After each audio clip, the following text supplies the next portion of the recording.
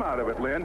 But when a young team makes dumb mistakes that result in 11 penalties and 6 sacks, you're not going to win many football games, and it's not unusual to have a 7-game losing streak. Final score last week was 28-17. As the Raiders beat them that day. Jerry Glanville, he still is the coach in black. Some people say an appropriate color for the way things have gone for them, but he really wears the black so the players can see the signals, or so he says. I think he likes that Raider kind of defense, and he's affectionate towards the color black. And on the other side, of course, is Don Shula, 17th year with the Dolphins, and yes, the 3-5 represents the slowest start for a Miami team under Shula. But they are hoping for a winning streak. They had one last year, which turned their season around, and they hope they can get another one this year. Their biggest problem is just the number of points this defense has allowed. And I don't think it's as much anything more than execution and maybe a lack of talent. The injury to Hugh Green certainly hurt this defense, and there's the offensive brain trust. Marino and Don Shula, although Marino's big ear on the sideline is Don Strock, the backup quarterback. You see those two constantly talking. All right, the answer is Marino and, well, the two we have today. Miami's won the toss. Lee Johnson kicks off on his 25th birthday for Houston. This is Ron Davenport for the Dolphins at the 3. And Davenport gets across the 25, and the Dolphins will start around the 27. Last week, Dan Marino, he was 23 of 42 against the Colts. A touchdown, no interceptions. Hampton and Bennett, the running backs. The Mark brothers, wide receivers, with the tight end, Bruce Hardy. And the offensive line has changed as Larry Lee will start at right guard for Jeff Dellenbach. Of course, they're anchored by the fine center, Dwight Stevenson. So it's 1st and 10 as we're underway in the Orange Bowl at their 27. Marino throwing, of course, on 1st down and going deep and overthrowing Mark Duper on the far side. So there's the matchup where we open the broadcast and they go for it on the first play. Someone asked Jerry Glanville this week in Houston, with as gifted a receivers as Miami has, are you going to change defense? He said, no, I've got enough confidence in our cornerbacks to stay with these receivers. And Miami, I think they probably planned on that play last Tuesday. We're going to show them that what we want you to do, the Marks brothers, is show them foot speed. Show them that you can outrun them. See if it'll change their mind about coverage. So 2nd and 10 from the 27. Nat Moore is checked in on the near side, a wide receiver for Miami. The I formation in the backfield. And Lorenzo Hampton straight ahead for a couple. And let's check out that Houston defense. Jeff Donaldson and John Grimsley in on the tackle. The Oilers going with their front 3. Ray Childress out of Texas A&M, their leading tackler, unsung hero of sorts. Linebackers, Lyles, Grimsley, Abraham, and Meads. Abraham, their best against the pass he is, and their defensive backs, Brown, Allen, Bostagisi. You know, Steve Brown's sister, a regular on Miami Vice. So Houston now with 6 DBs, Glenn. 6 defensive backs against 3 wide receivers. From the shotgun, 3rd and 7 at the 30. Marino unloads it for nobody as the rush was on. And Marino winds up on the seat of his pants, and the Houston defense does its job on the first series. The ball was intended for Duper. There was no one even close. This is something that the Miami Dolphins are going to have to contend with all day long now. People around Dan Marino, not necessarily making the sack, but just pressure in his face. So Reggie Roby is on to punt for the Dolphins. There's Reggie. 2nd in the AFC to Ron Stark. This is Ernest Gibbons, fine rookie out of Louisville, who's back for Houston and around his 25. Here, Roby boot it. What a boot it was. All the way back to the 11. And Gibbons gets out to the 27. So both teams offensively starting at the 27. The 60-yard punt as Warren Moon leads the Oilers on. Rozier and Woolfolk as running backs. Hill and Gibbons a shot at 1,000 yards apiece as wide receivers this year. That's a rare duo. Jamie Williams, the tight end. And the line of Matthews, Moran, Romano, Hill, and Steinkühler. It's really many changes in their line. Everyone talks about the 3 first-round draft picks that they have had over the years in the offensive line, but they've never been together. And Romano, the only guy playing the position he played last year. All others have changed positions. Crowd yelling for defense. They haven't seen too much of that in Miami this year. First down from the 27. They start on the ground. Brazier. He gets across the 30. But the 3 Miami wins, 2 against Indianapolis, 1 against Buffalo, giving up loads of points as we check their front 3. T.J. Turner, the rookie, Baumhauer, the veteran, and George Little. Linebackers, keep your eye today on number 56, the rookie John Offerdahl. Don Shula told me just a joy to watch. Reminds some people of A.J. Dewey, young, reckless linebacker. And the defensive backs. Glenn Blackwood is still here. Lyle, not so, if you're wondering about the Blackwood brothers. He is injured. 2nd and 7 at the 30 for Houston. Jamie Williams, the tight end, splits out to the near side. And again on the ground. Again it's Brazier. And across the 35, maybe to the 36, but shy by a yard of a first down. Bob Brzezinski on the tackle. So where they started out with 3 straight passes and had 1 intercepted last week against the Raiders, they go very conservative. Start out today. Len, the most encouraging thing for the Houston Oilers and their fans, they've now run 5 plays and there's been no flag. I knew you were going to say that. A step at a time here, Len. Just a step at a time this week. So 3rd and 2. The 35. Gibbons in motion for Houston. And a pitch back to Rozier. And he's got a first down to the 39. He ran over a Dolphin defender. John Offerdahl. But he was pushed backwards by Rozier, and Houston on the strength of 3 running plays with a first down out to the 39. You can see the line splits by the Oilers. Nothing fancy, just sweet bright. A good lead block by Wolfhook. And he runs right over Brzezinski. Offerdahl there to make the tackle, but not before the first down pickup. So, Houston, the first team today to get a first down. That's encouraging for Jerry Glanville. Maybe he'll stay with this running game. First down at the 39. Wolfhook, his first carry, and he charges ahead for 3, maybe 4. And each time they're taking Dolphin linebackers with them. Then this is very typical of teams that play the Miami Dolphins from behind the defense. Baumhauer, Jackie Shipp, number 50, Little 99. They prefer to run the ball. Idea being, if they can put together a 6 or 7 minute offensive drive, Lynn, that's 6 or 7 minutes that Dan Marino's not going to be on the field. Gain of 3 for Wolfhook. This will be 2nd and 7 for Houston at the 42, exercising ball control in the opening minutes of Miami. Brazier, another running play, gets away to the outside. Brazier across midfield into Miami territory for a first down. Good second effort by Mike Brazier, the 5th leading ball carrier in the AFC. Fine move there. And he breaks the tackle of Mark Brown. Brown had him behind the line of scrimmage. You'll see Brown come from the top of the screen, number 51. Hits Rozier flush. Misses the tackle completely. This kid was the first pick in the supplemental draft out of the U.S. Football League. A quality running back that Houston is still waiting to really emerge as the kind of dominant football player that they hoped he would be. 2 more yards, and he matches that total. First down to the 48 of Miami. Wolfhook takes it to the 46. The last pickup by Rozier was 10 yards, so we have not seen a pass yet. 5 minutes into the football game, this may be a first for Glanville and Warren Moon.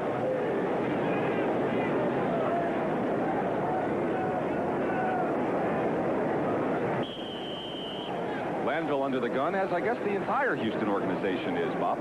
Well, there's one problem with Houston, though. They've got 7 new assistant coaches. Warren Moon is learning his 4th offense in 4 years. There's been entirely too much change at Houston, no matter how many games they've lost. 2nd and 8 at the 46. The remarkable thing about that statistic, Houston has a winning record in the Orange Bowl. Not too many teams can say that. Rozier takes it down to the 44, so it's 2 yards at a time, and maybe, as Offerdahl made that tackle, maybe we will see a pass on this 3rd down play as our first look at the 10-minute ticker. And nothing doing nowhere so far today. Pittsburgh's got a field goal. Well, I wonder about this. Houston's coming down here. Miami is very used to this heat and humidity. I would think of the 2 teams that might wear out, if you're going to grind it out all day, it's going to be the Houston Oilers first. 3rd and 6 at the 44. Shotgun and another handoff to Alan Pinkett, who goes nowhere. How about that call? Going to the rookie from Notre Dame, no pass at all, and Houston pays the price. Jerome Foster, the former Oiler, making the tackle on that play. From the shotgun, you're trying to trick him a little bit, but Foster was not biting. He beat the center, Romano, there to make the tackle. And Johnson in for the first punt of the day. So far, all it's been is just a wash in these first two series. So Lee Johnson, the barefooted punter, is on, standing at his 40, and he'll kick it away. Moore, fair catch called, and holds on and falls down at the 17. So the Miami Dolphins will get their second shot. Just a 28-yard punt for Lee Johnson. And you can see the wind at the flag at the right end of the stadium. It's pretty stiff against the Houston Oilers in this first quarter. On the goalpost there, it's somewhat deceiving because in all these stadiums they have the net behind it. But there's a pretty stiff breeze blowing with the Miami Dolphins against the Houston Oilers. So the Dolphins will have their second try as they start on first down from their 17. We have 8 minutes and 22 seconds remaining, first quarter. Glenn Berman along with Bob Trumpy at the Orange Bowl. Dolphins do not have a first down. The Oilers have not thrown a pass.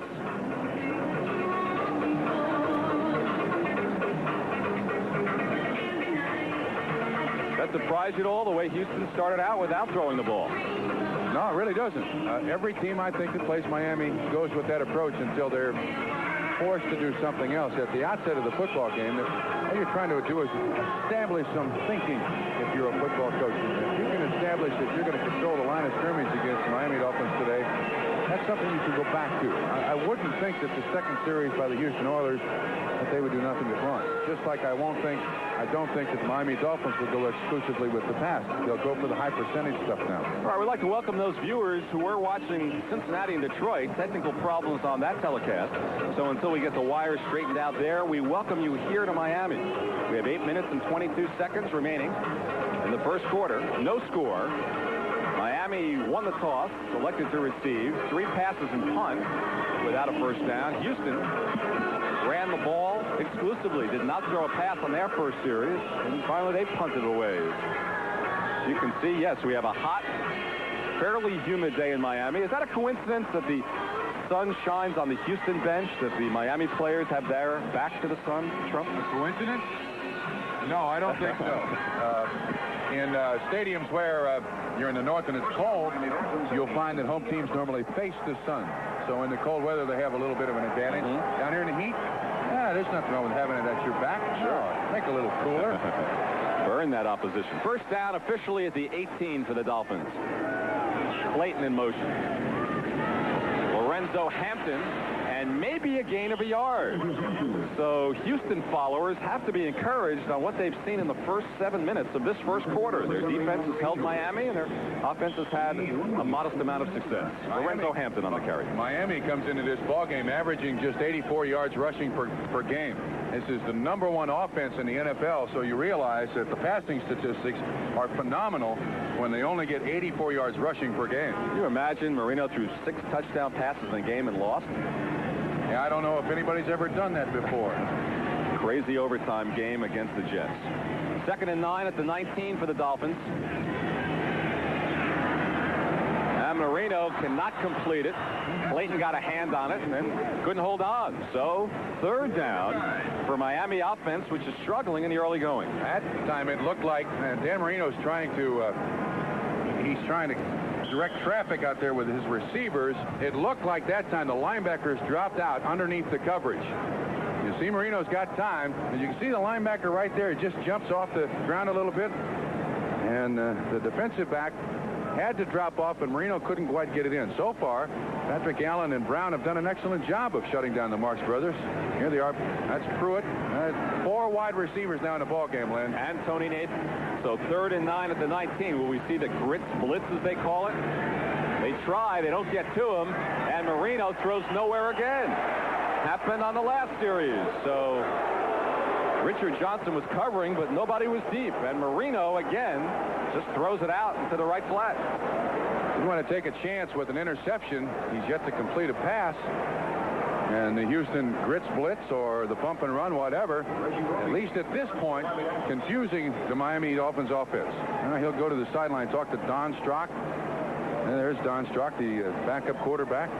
Reggie Roby standing at his 5. Had a brilliant punt on his first effort.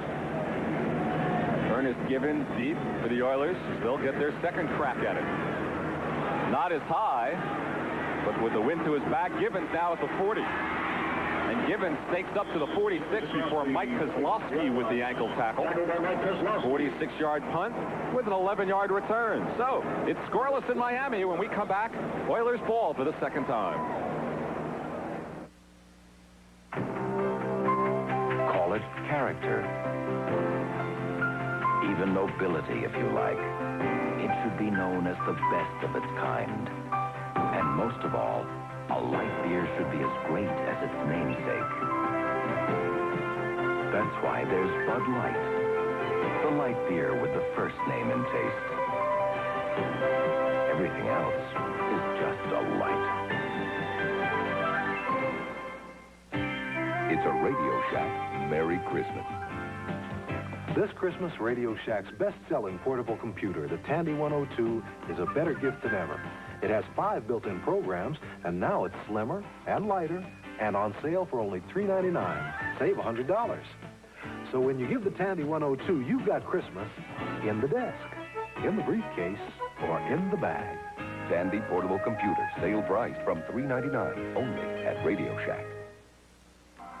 The first look will move you with revealing shapes that reveal even more about the overall design. But there's an inner design that can only be felt when these cars are actually driven. This is Ford today, designed to move you like never before. Have you driven Ford lately? The Dolphin defensive coordinator, Chuck Studley, a former Oiler head coach. Is he under the gun a bit with Miami's leaky defense, Bob? Even though they've given up a lot of points and a lot of yards, Don Shula's defended him in the last few weeks, saying that, look, it comes down to execution and a lack of talent. When Hugh Green got hurt, he gave me an example before the game. They played Indianapolis last week, got no sacks. In the second game of the season against Indianapolis with Hugh Green, they got 7 sacks. So that's how important Hugh Green was to this defense. Houston offense ran 9 rushing plays on the last series. Not one pass. First down from their 46. Scoreless first quarter for Miami. Another running play. Rozier. Keep doing it until they get it right. 2-yard gain out to the 49. T.J. Turner, defensive end. Making the tackle, and went to high school and college in Houston. They like Turner. Think he's going to be an outstanding football player. Just still learning on the job. Big, strong kid. None of these defensive linemen for Miami rush the passer very well, though, but he can certainly play the run. Warren Moon, second and 8. 48, Givens in motion. On the ground again. The pitch back to Rozier across midfield, and for the second time, they are into Dolphin territory. Down to the 48. Bob Brzezinski in on the stop. I'm kind of surprised they're staying with the running game here, but they run Givens in motion to the left, and then Woolfolk leads. You see, it's pretty much man-on-man blocking. They're trying to spread out the defense as best they can, and then spring Woolfolk and Rozier up through there. Miami doing a pretty good job. Actually, I think this is doing Miami a favor. Every team rushes the ball an awful lot against them, but I don't think Miami minds. I really don't. I think their biggest problem is their cornerbacks. Well, it's really a fire drill, Bob. There's a second mass substitution on this play in the Miami defense. This is 3rd and 4 at the 48. Now a pass. No, not yet. That's ruled a sack in the grass. Offerdahl gets credit. And that is his first NFL sack, despite the terrific year he has been having. John Offerdahl gets credit. You can see him limping a little bit. Glenn, I think that last-second substitution by the defense was to create some confusion. Offerdahl, he's on he's on Moran number 76. Just beats him like a drum and gets right straight to Warren Moon. It's ruled a sack. So you try to trick the offense a little bit with that late substitution. Offerdahl. Lee Johnson into punt.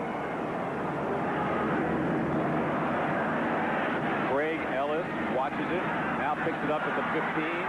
Ellis out to the 22 before Eric Bears makes the tackle for Houston. A 41-yard punt, 8-yard return, 5:25 remaining in a scoreless first quarter in Miami. We'll be right back.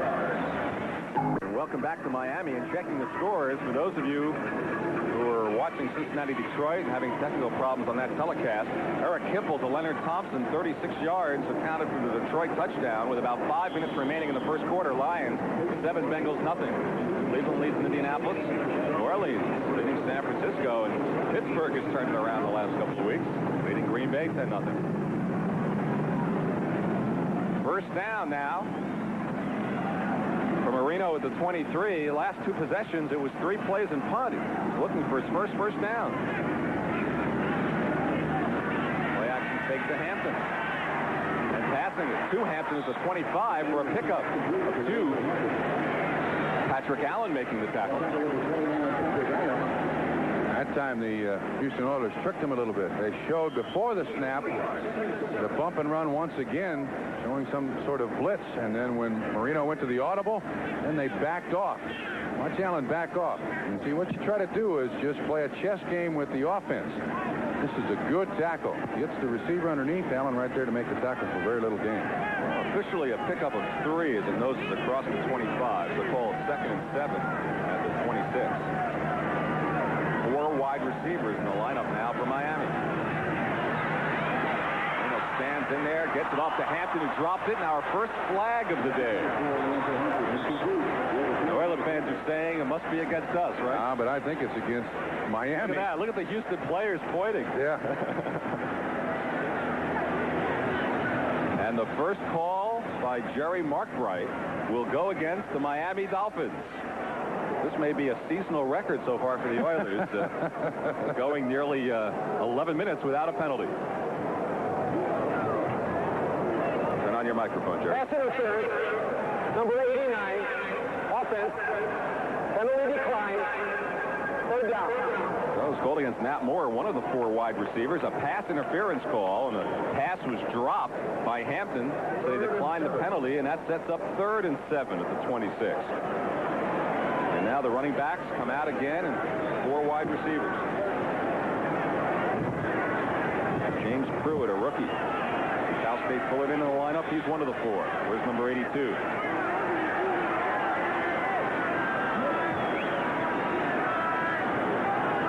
Shotgun formation. Blitz. Marino picks it up, going for Cooper and overthrowing him with Patrick Allen there with him. So one more time, Miami unable to acquire a first down, and for the 3rd possession in a row, they will have to punt.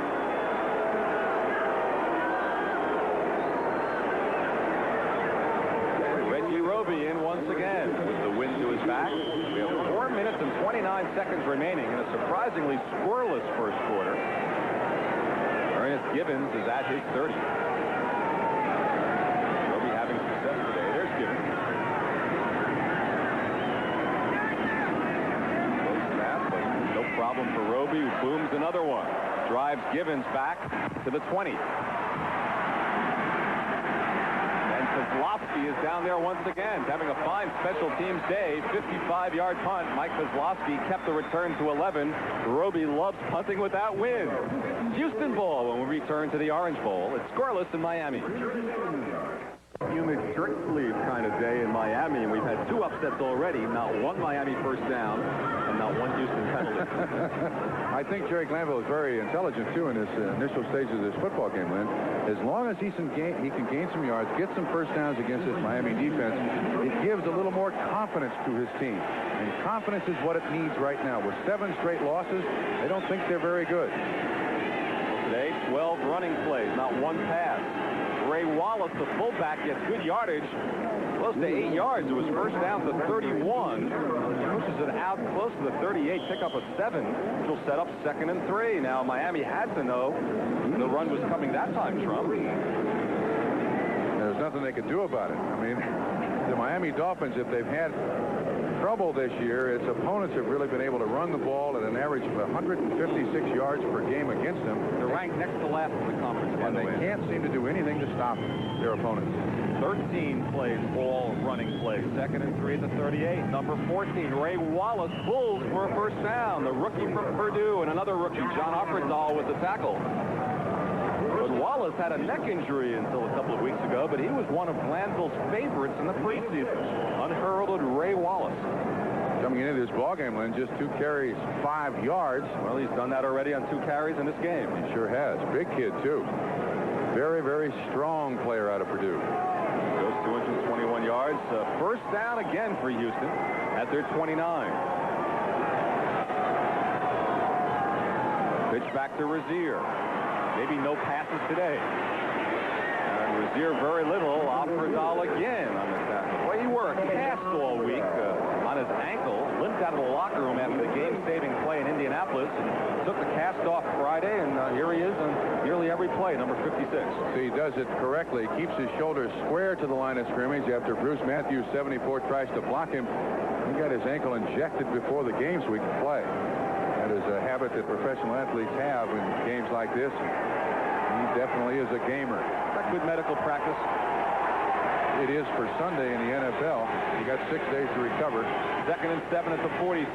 Ray Wallace out to midfield. You know, I'd like to remind our viewers we'll be selecting the Budweiser most valuable player for today's game at the conclusion of the game. And if this game continues the way it's going, it may go to the Houston offensive line as a group. A little early yet. A little early. Let's see. Miami's happy to be in this situation, though. They pick up about 6 yards and 2 downs, brings up 3rd and 5, 3rd and 4, something along those lines. I think Miami's more than happy to do this, and so is Houston. Both teams doing exactly what they want to do. Ball is 3rd and 5 at the 49. Shotgun formation. Last pass attempt is a sack. Moon chased backwards and throws it. Looking for Givens. Caught it on a bounce. So the Oilers have finally thrown a pass. But Moon 0 for 1. Mark Brown supplying the pressure on Warren Moon. And now the Oilers will have to punt. So with 1:35 remaining in the first quarter, you have no score. And neither team has a completion, right? That's correct. No turnovers, 1 flag, and a bare foot. Happy birthday, Lee. Punting into the wind. He'll be glad when they switch after this quarter. We could buy him a shoe. That'd be a good birthday gift, wouldn't it? Enjoy your generosity. Nat Moore is deep for Miami. And Moore, another fair catch signal, and has to struggle to hold on to it at the 15. So a 36-yard punt for the shoeless one with no return, and with 1:27 remaining first quarter, still scoreless. Today, and Oilers pass defense strength, and so far the Oilers are winning that battle. Marino is just 1 of 7, the only completion to a running back.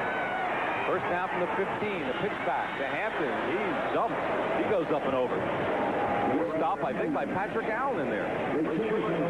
And Ray Childress, the defensive end. Well, and if the people out there watching think that's out of the ordinary for Houston to have Marino 1 of 7 coming into this ball game, opposing quarterbacks have completed just 41% of their passes against Houston. So this pass defense has been very good with the pressure they put on the quarterback and the bump and run. That's been bad at all for Jerry Glanville. People tend to lose sight of the positives when you've lost 7 games in a row. 2nd and 9 at the 16. We're in the final minute of the first quarter. Marino looks like he's checking the playoff. And Hampton. Maybe to the 19. From Miami, let's send you to NFL 86. Ahmad Rashad. All right, Lynn, in the Hoosier Dome, Bernie Kosar throws his 2nd touchdown of the day with this strike to Herman Fontenot from LSU. Tremendous concentration. The play covers 72 yards. The Browns lead 14-0 in the first quarter. All right, thanks, Ahmad. Cleveland starting strong here. No points on the board with 8 seconds remaining in the quarter. 3rd and 7 at the 18. Marino in the shotgun. Houston maybe jumped. The flags are down. The pass again. That's the 3rd time where a wide receiver from Miami is button hooked in, and the pass has gone flying upfield. Miscommunication somewhere with the audible at the line of scrimmage. It looks like it's going to be on Baker, defensive end. Well, the Houston Oilers offsides. That's exactly what the call is. And the other point to make is that every time that Dan Marino's thrown the ball, there's Baker jumping in the neutral zone. That's encroachment. He's ended up on his duck. He doesn't see. That time it's Donaldson, 21, who is in all over. Bo Eason's 21. Donaldson's 31. Bo Eason on the blitz. Just trying to create some havoc. That organized mayhem of Jerry Glanville. Offside, number 75, defense is still third down, and we'll have an on-time down. A defensive foul on the last play of the quarter. Third down. All right. There you go, folks. An untimed down. No clock in operation as the quarter has run out, but the penalties that have killed Houston the most is the ones that happen on third and fourth down. Here's another instance that did not keep the drive alive necessarily. Well, they have another third down try here. If they can stop them here, they escape it. But, boy, they're on third down. It really kills you. That would have been fourth down, though, had the pass been incomplete and the penalty not called. 3rd and 2. And I believe they may have stopped him.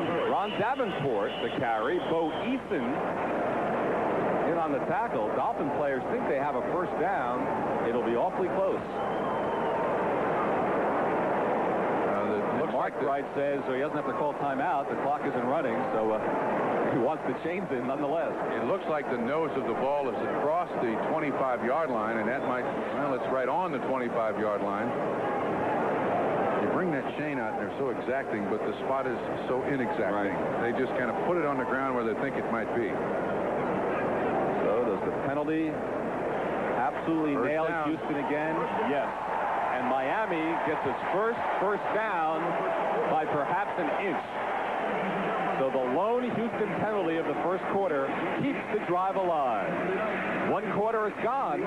It's scoreless in the Orange Bowl. Well, welcome back to Miami for the second quarter. Beautiful, sunny, hot, humid day. Len Berman with Bob Trumpy, and no score as Miami's drive kept alive by a Houston encroachment penalty. Yards rushing. Houston with the advantage. Look at that. Houston, no yards. We opened the broadcast saying Bob's away, right? Who are we kidding? Yes, 3 yards passing to Miami. Yes, nothing for Houston. First down for Marino. He throws complete again to it's a running back, and it's Ron Davenport out near the 26. You just don't think of 15-plus minutes of football, and Marino hasn't completed a pass to a wide receiver. Houston's only thrown one, and that's incomplete. Don Shula wondering about this 3-5 season and where it will go from here. He's admitted every game they've won has been a struggle, an absolute struggle. Last week against Indianapolis, they almost turned the ball over on a missed punt snap by Reggie Roby. Almost allowed the Indianapolis Colts to get in. Offerdahl makes the game-saving tackle. Every time they've won, it's been tough. They lead by 10. All right, 2nd and 8 from 27 for the Dolphins. Keeps it on the ground to Hampton.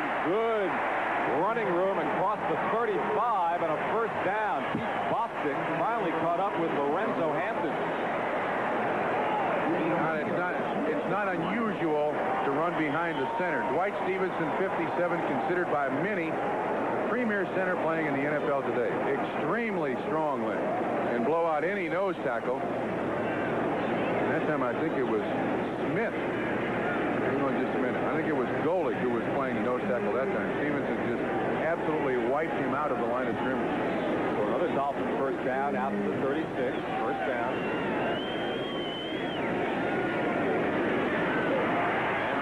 To the wind now, and he had to come back for it and knocked down, and a flag intended for Duper. Patrick Allen was there, but Duper had to come back for it. As you noted, the flag on the flagpole really has maybe having a bigger impact than we thought here. Well, I tell you, I thought Patrick Allen looked back at the football. Pass interference, number 29, defense, automatic first down. From behind the offense. Watch the end of this play. The ball does hang up. The wind holds it up ever so slightly. But when Allen gets his head turned around, he's reading Duper's eyes. I'll tell you what, that's incidental contact. You can make contact if both guys are going for the football. There doesn't appear to be. Once again, he's looking back. He's looking back. Knocks the ball away. I'm not sure about that call. But as Jerry Glanville was telling us on the field before the game, when you lose 7 games in a row, those calls never go your way. First down at the 32. Huge penalty there against Allen. Hampton. Good stick there.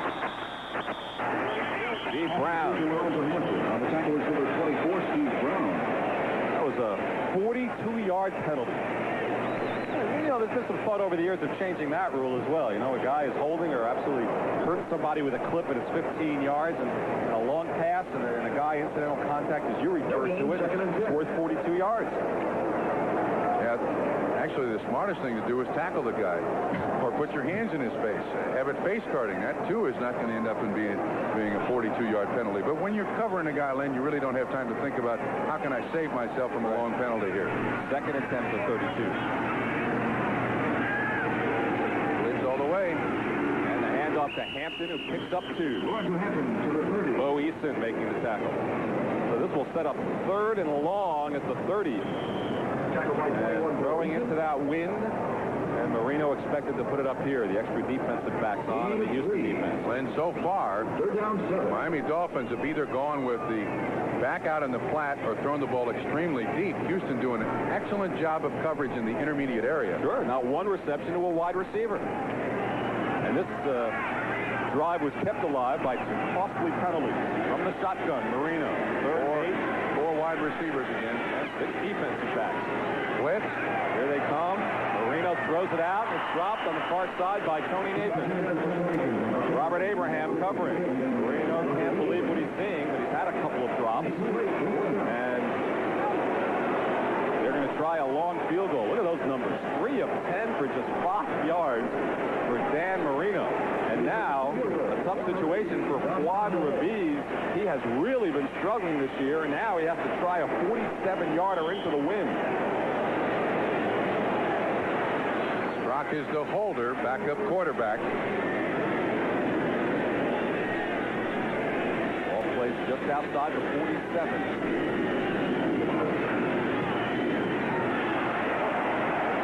And it's no good. Just off to the left. So Raviz is just 6 of 13. A bit of booing from the crowd, but that's a bit unfair, kicking into the wind from that distance. It's still scoreless. Today's game is brought to you by Mazda Cars and Trucks. The more you look, the more you like Mazda value. By Visa, accepted worldwide for shopping, dining, and travel. Visa, it's everywhere you want to be. And by the makers of Prestone 2 Antifreeze. Don't push your luck. Change it with fresh Prestone.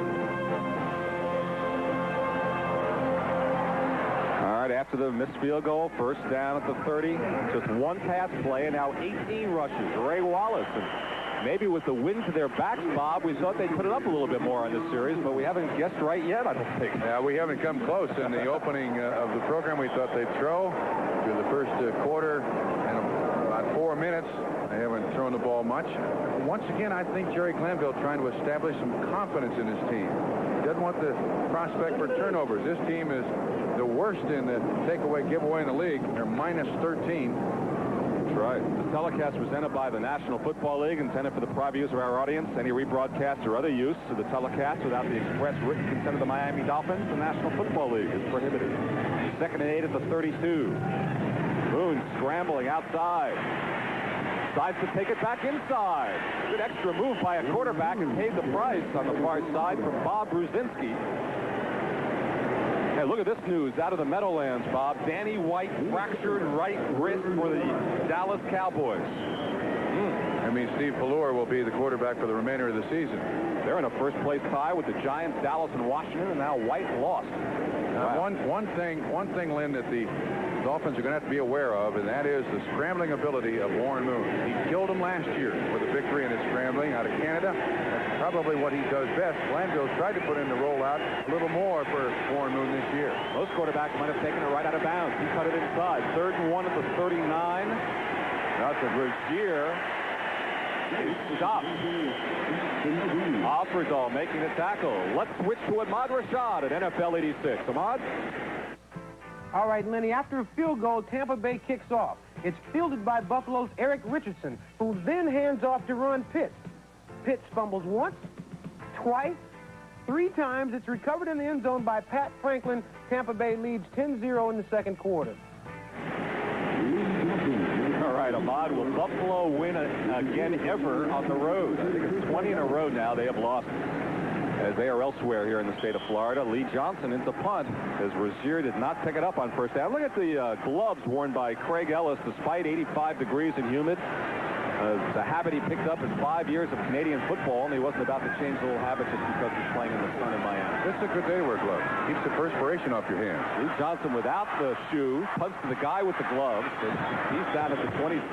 This is a haberdasher show here in Miami today. Eric Bears making the tackle, and it's certainly not a passing show. 0 yards passing today for Houston. Just 5 yards passing for Dan Marino. Who would have thought it? An 8-yard return for Craig Ellis after the 44-yard punt. First down now for Miami at the 27, and we are still waiting for our first score of the day. We'll continue to wait. We'll be back. Linsky takes shelter from the sun. Look at those passing numbers. You're talking about quarterbacks who have combined for 4,361 yards passing on the year. Moon and Marino, they combined for 5, and we have 9 minutes and 31 seconds remaining first half. First down at the 27. Marino, Duper's wide open at midfield. There they go, driven out of bounds by Bo Eason. You know it wouldn't stay this way all day long, Bob. 25-yard pickup, Marino to Duper. Don, but that's against Lynn. That's against zone. I keep calling you, Don. That's all right. Watch what happens here. They got the bump and run, but Allen funnels Duper, and then it's up to the safety to take over the coverage. Eason doesn't get over there quite quick enough, and with Marino's strong arm and quick release, the safeties read the eyes of the quarterback. And Marino is excellent at looking off safeties. Easy completion, and the first catch by a wide receiver by the Miami Dolphins today. By anybody. First down, first time they're in Houston territory at the 48. Marino may be checking off again.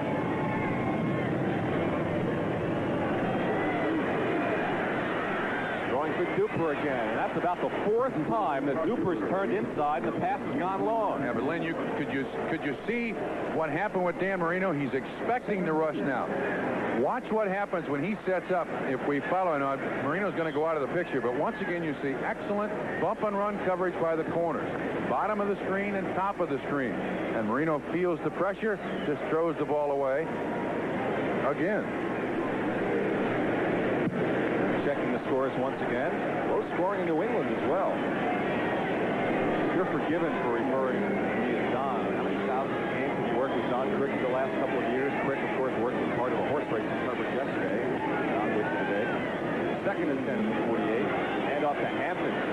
He's smothered by Robert Lyles. Good play by Lyles. Third year for TCU. How about Lyles last week getting called with that defensive holding on a field goal try. Never heard of it. Never heard of it. Never seen it. Jerry Glanville thought the officials called that penalty on something he said on the sideline on the play before. He dodged the 2 penalties earlier that kept the drive alive. It is still scoreless. 8 minutes remaining first half. 3rd and 9 at the 48. Marino directing his wide receiver. He's got 4 in the line. He's also identifying who might have to block a blitzer. Blockers there, everyone going out for passes. Everyone is out, plus this man, Tony Nathan. He was the lone man in the backfield, went out, caught the pass, and got the first down. Finally, Abraham dragged him down by the ankle. Everyone was going offensively. Well, that's something that Miami has done historically. Try to single a running back on a linebacker, and you see what happens. Nathan will come for, he's standing right next to Dan Marino. Circles out of the backfield. Kind of stands there and then accelerates away from Abraham. If he can get the linebacker standing still, then all running backs will be able to accelerate away. Actually, it's a pretty easy catch for a 15-yard gain. All right, now it's a first down at 33 as Nathan takes a breather. Back to a standard offense, 2 wide receivers, tight end. Tight end is Bruce Hardy.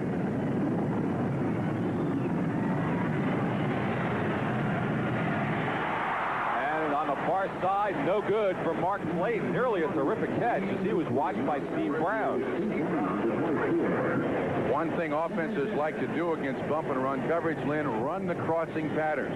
Hopefully the foot speed of your receiver is better than the cornerback, and that time Brown was all over with the receiver for an incomplete pass. That's twice that opening game win as shocked Miami season opener a year ago in the Astrodome.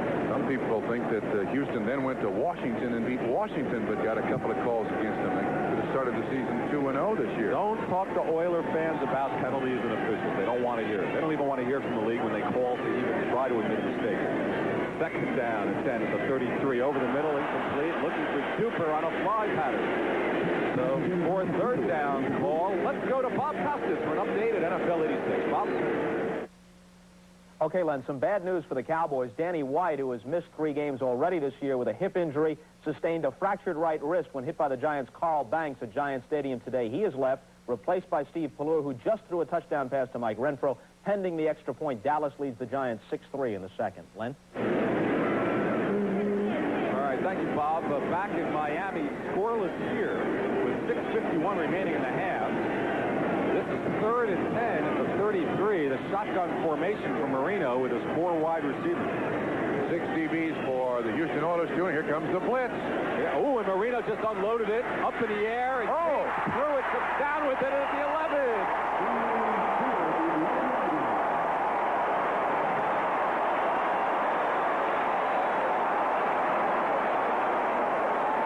Bob, Marino didn't have a clue as he walked gingerly. I don't think he had any idea where that ball was going that goes to the completion of James Pruitt. He was nailed by Bo Eason right here.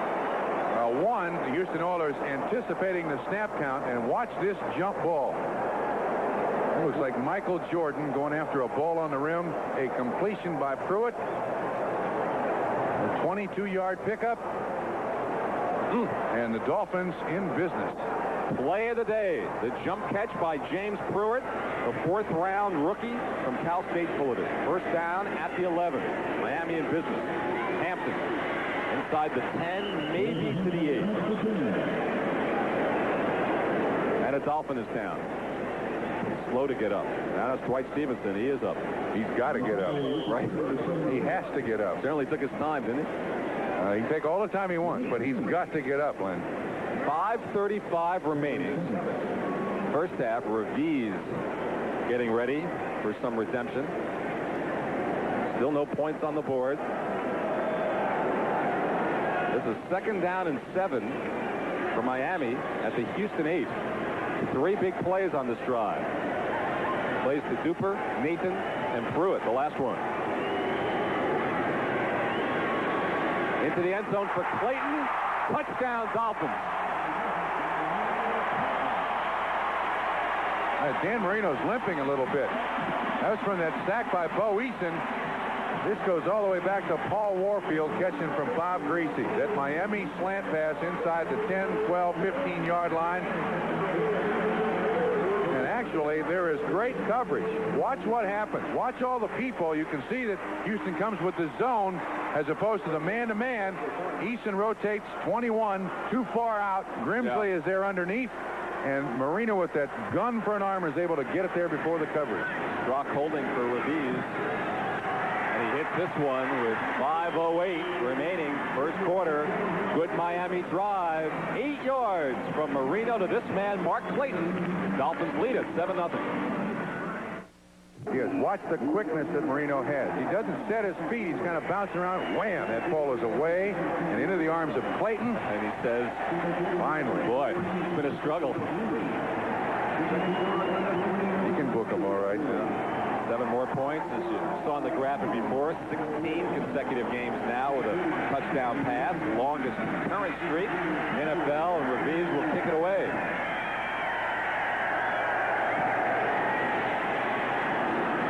Puts Wolfolk at the goal line. His head down and gets to the 17. Don McNeil on the tackle, but the unsung hero in this game so far, the Miami defense, which has been burned so much and have given up so many points, Bob, and here they've had a scoreless first half.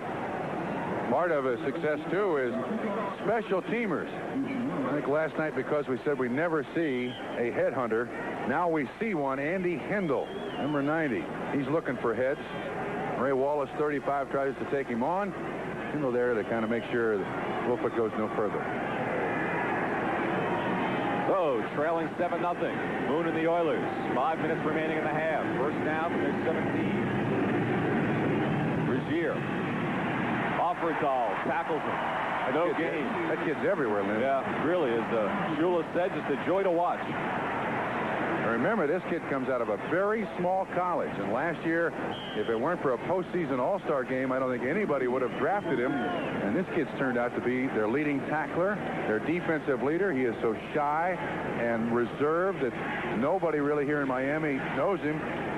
He still has an apartment with no furniture. His parents come down and try to buy things for him. This is as un-NFL-like a linebacker you can find. Look at those numbers. Astounding. Second down at the 17. Now he's got a completion. Drew Hill close to a first down at the 27. It's a matter of time before Moon would find, he's saying it's about time, either find Hill or Givens, one of those guys. 4 minutes remaining. Ball is spotted at the 26, which will set up 3rd and 1. Paul Langford made that tackle. Hill last week, 7 catches, 138 yards, was Moon's favorite receiver. Against the Raiders, those are pretty respectable numbers. They run excellent pass coverage. Well, we'll see what his play selection is. 2 tight end alignment with Jamie Williams and Chris Gressel on 3rd and 1. Wallace. I don't think so. I don't think so. Look at how excited that Miami defense is. Nobody's given up more points than them all year long. 2 teams have scored 50 or more. And here they hold it on 3rd down. It's 59, Grodzinski, Offerdahl, and Kendall. Look at that hit. T.J. Turner, too. Excellent job by the Miami defense, and the fans in the Orange Bowl certainly respect a good effort defensively. They've not seen many. Crowd roars. There's Grodzinski. Houston asked for a measurement, but this is wishful thinking right here. Short by about a half a yard. At least. So, Lee Johnson was already on the field getting ready to punt. Jerry Glanville said, well, why not try it? 3 minutes and 30 seconds remaining in the half. They won opening day. They were undefeated in preseason, beat Green Bay week number 1, and they haven't seen a W since. This team is also just terrible on the road. 5-35 in the last 4 seasons, Lynn. Johnson boots it away, and a good kick with the wind to his back. Ellis circling at the 29. And he's dragged down by Audrey McMillan. It was a 44-yard punt and a 7-yard return. So Marino will come back on. You were right. He was walking tenderly after that Eason hit when he completed that circus play to James Pruitt. He's had some surgery on his knees, and he wears those big Lenox Hill knee braces. You can see that when he runs out there, you see the bulging in his pants there at his knee. I'm telling you, this kid is not 100% healthy. You have to laugh, but with the team at 3-5, people are starting to say, what's wrong with Marino? Yeah, the answer was nothing. Nothing. 0. Audible again. Houston faking the blitz. First down at the 37. On this side, for Clayton, overthrowing with Steve Brown there. This will set up 2nd down. So Brown doing a good job on this side. We mentioned that Brown's sister, Olivia, is a regular on Miami Vice. So he appeared on the show as well. So I think he likes Miami. Apparently there's a bunch of them here for the game today to see Steve Brown play. Realize how difficult it is to throw the ball that far and be that much off. I mean, just the length of a handoff. That's how accurate Dan Marino is long distance. Well, numbers are getting a bit better. 7 of 18. They couldn't have gotten 74 yards. They couldn't have gotten any worse, Lynn. Right. Now, 2nd and 10 at the 37. Davenport gets the handoff. Davenport across midfield. Ron Davenport inside the 40.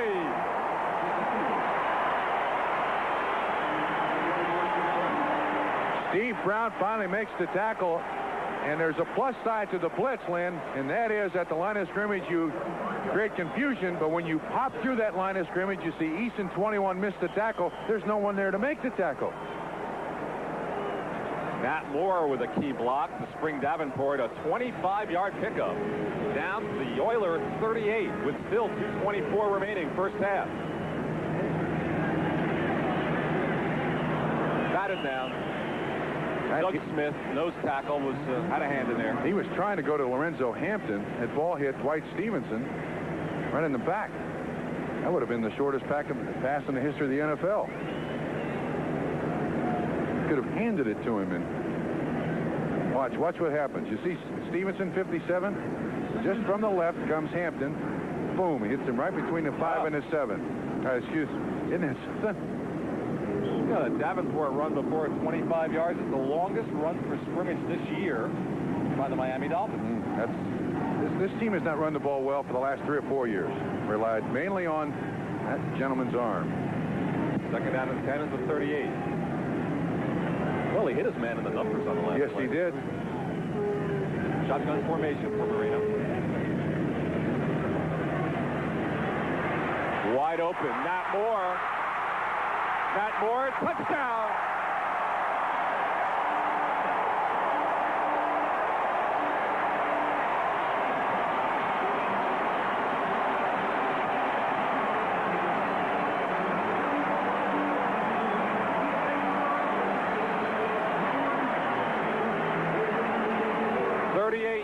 He's the all-time Mr. Everything in Dolphins receiving history, and he adds a 38-yard touchdown to his credit. It's 13-0 Dolphins. His 5th touchdown reception of the 1986 season. He was in the middle of the zone. Here's the extra point, then the replay. And Raviz hits it. 14-0 Miami. You pay so much attention as a defense to the guys on the outside. There's Nat Moore. This is zone all the way. And it looks like Abraham, 56, just doesn't quite get back in coverage where he should be. And Marino able to get it right over the linebacker's head. Nat Moore can still run. He can still bust the coverage. And he did that time. Not bad for a 35-year-old. And now Jerry Glanville saying something to Bo Easton. You might have seen in the replay, one of the Oilers went flying, trying to make a touchdown-saving tackle. He was the one, Bo Easton. And Glanville didn't like that move and doesn't like looking at this 14-0 deficit. Glanville is the defensive coordinator of the Houston Oilers. He's calling these defenses, and sometimes quarterbacks seem to just sense what the call is going to be. And Marino, with that quick release, always gives himself a little more time, Lynn, to read that defense, find the right receiver open. After 25 scoreless minutes of football, 2 touchdowns for the Dolphins in under 3 minutes of play. And now Raviz will kick it away again. Still have 2 minutes and 10 seconds remaining in the first half. Butch Woolfolk at the 3. And Woolfolk to the 23 and finally brought down. And this will be the 2-minute warning. 20-yard return. So 8 yards, Marino to Clayton. And then 2 minutes and 58 seconds later, 38 yards, Marino to Matt Moore. And the Dolphins in control, 14-0 with 1:59 remaining. We've reached the 2-minute warning from the Orange Bowl in Miami.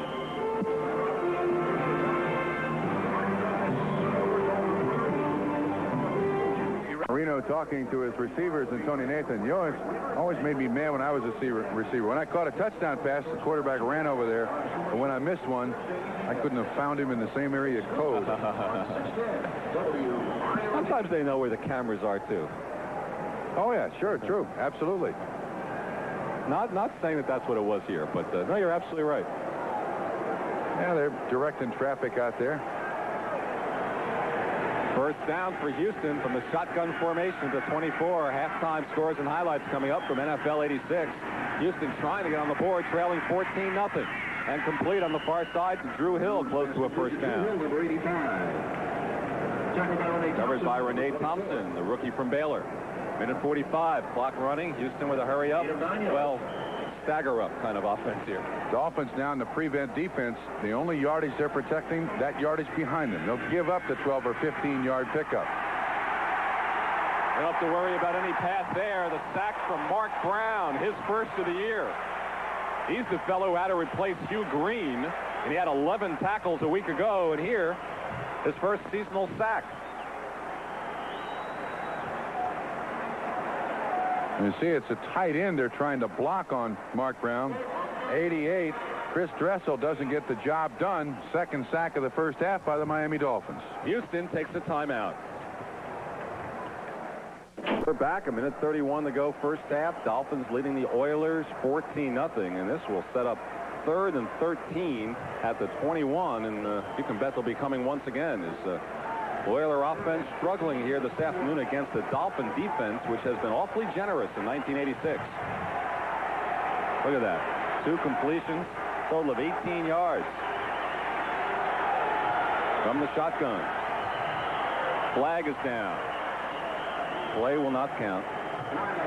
Generally, when they throw the flag and then whistle the play dead, it's on the offense. False start, number 70, offense, 3rd down. That's Dean Steinkühler. Remember big play he had in the Orange Bowl? Oh, was it a giant play? New Year's Day of '84, that Fumble-Ruski here in this stadium when he was with Nebraska, when Miami pulled the stunning upset. But Steinkühler, well, that start was a false one, unlike that play a couple of years back. So this will be 3rd and 18 from the 16. Intercepted.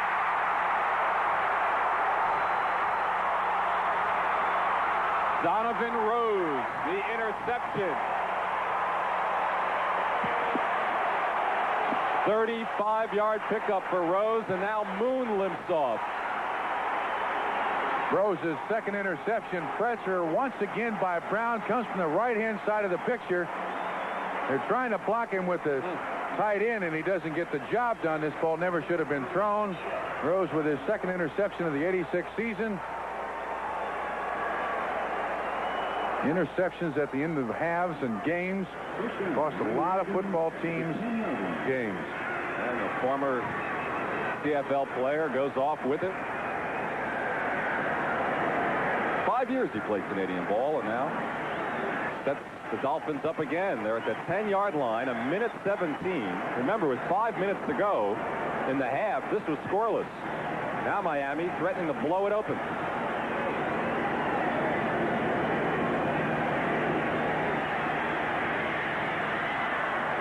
And down he goes. It'll go as a sack. Lynn, that was great coverage by Grimsley, 59 of the Houston Oilers. He had Nat Moore all over the place, and that's who Marino was trying to go to. Grimsley was in his shirt. Now watch what happens. No, actually, I take it back. It's Clayton is the one that went over the middle. Yeah, and Nat Moore was open.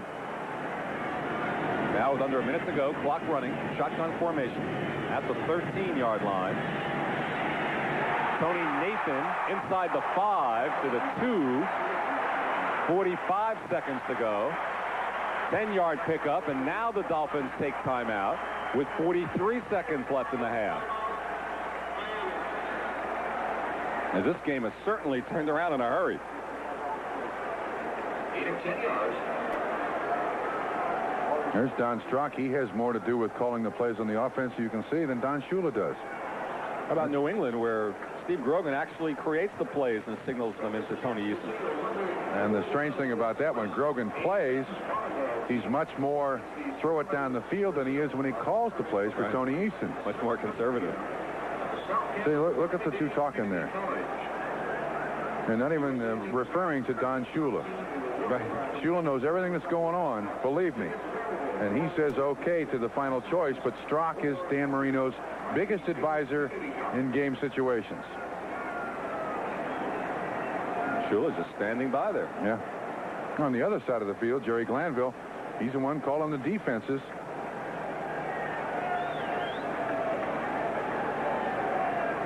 He has that black shirt so that he can be identified by the players quickly on the field when he calls the defensive signals. But they're more funeral colors these days. He's not a fan of Zorro. He's just trying to stand out so the players can find him. I think he's a fan of the Raiders defense. That may explain the black as well. But not much he can say or do right here is with 43 seconds remaining until we go till NFL 86. Bob Ahmad, Paul, all the highlights and scores. But the Dolphins, first order of business, Trying to get some more points on the board. They can make a first down inside the 1. The ball right now is at the 3. If they're going to run, I guarantee you who they're going to give it to is Lorenzo Hampton. He's the only Dolphin running back who has scored a touchdown. Well, he is not in the lineup now, Bob. It's Tony Nathan in the backfield. So they're not going to run it. Blitz. And here it goes, Tony Nathan. Another Dolphin touchdown.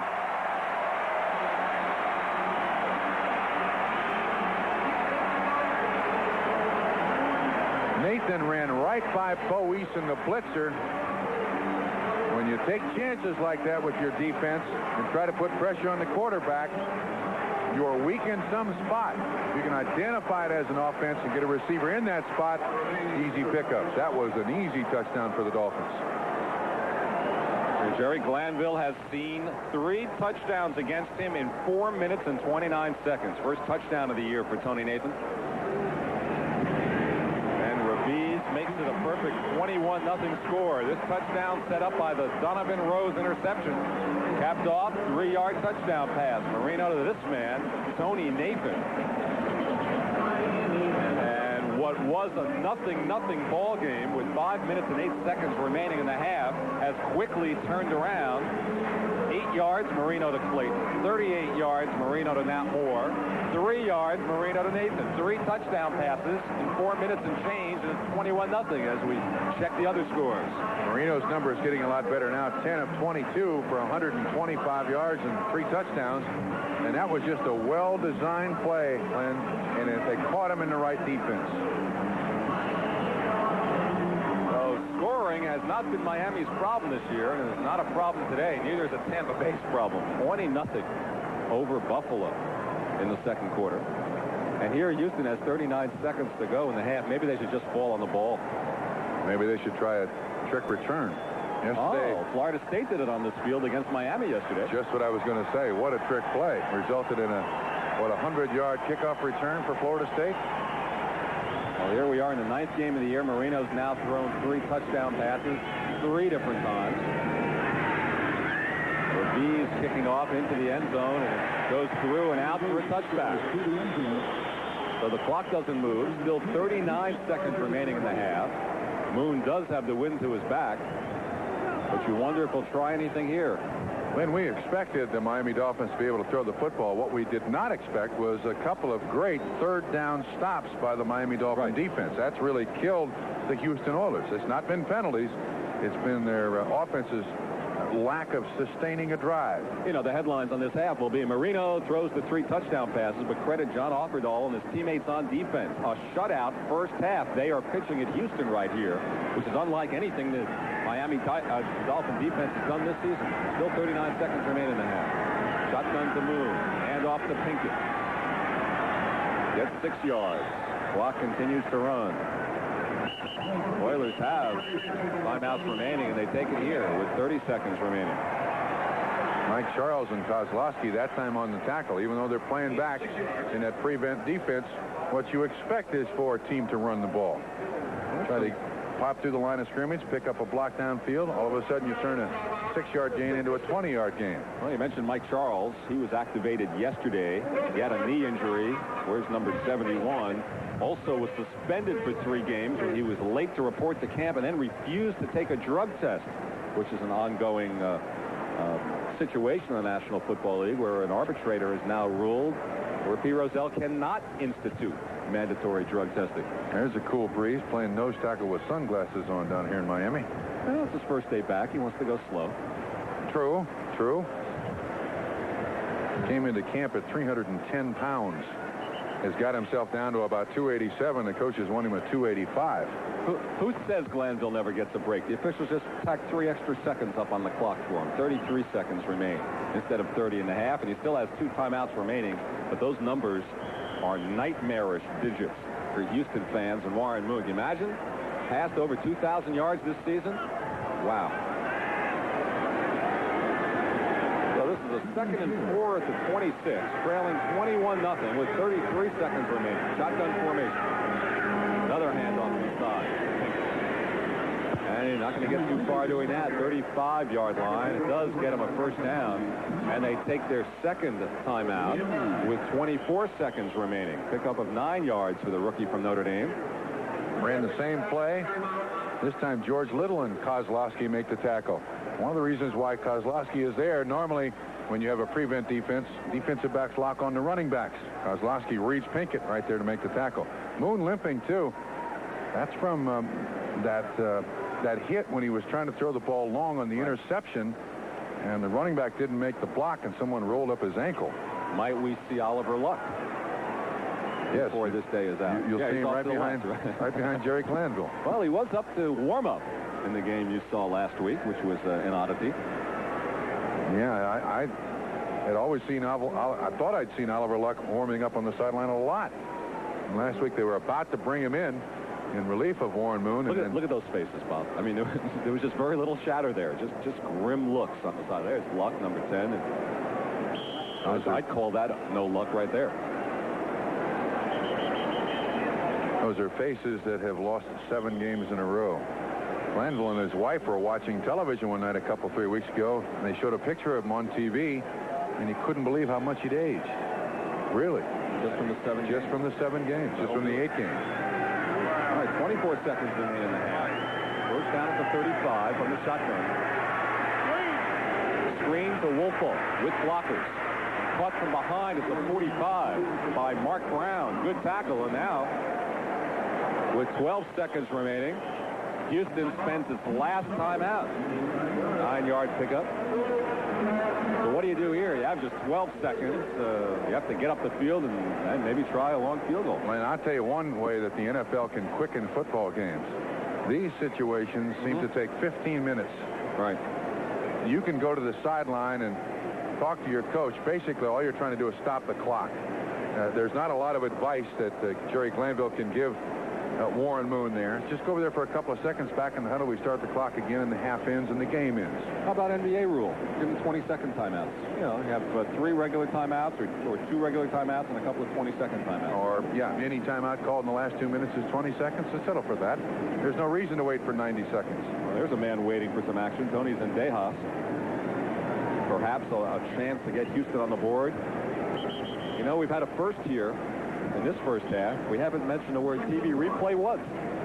What a blessing. That's a big blessing. There hasn't been a controversial call yet, and that's rare for Houston Oilers and their fans after what they've been through this year. They had the 8-minute TV timeout replay dispute last week. All right, 12 seconds remaining here. Trying to click to set up the field goal. Pinkett heads out of bounds at the 47 rather. If they try one, it's going to be a 64-yard attempt. Wind at his back. Interesting situation here. Even though Lee Johnson's not tried a field goal, and of course, if he tried from here, it would be without a tee. And he kicks off of a tee. It looks like they're going to wait, and the only attempt would be made by Zendejas. This has got to be the Hail Mary. Into the end zone, 3 wide receivers, far side of the field. All right, here we go. 6 seconds left. Watch the top side of the screen. That's where everybody is.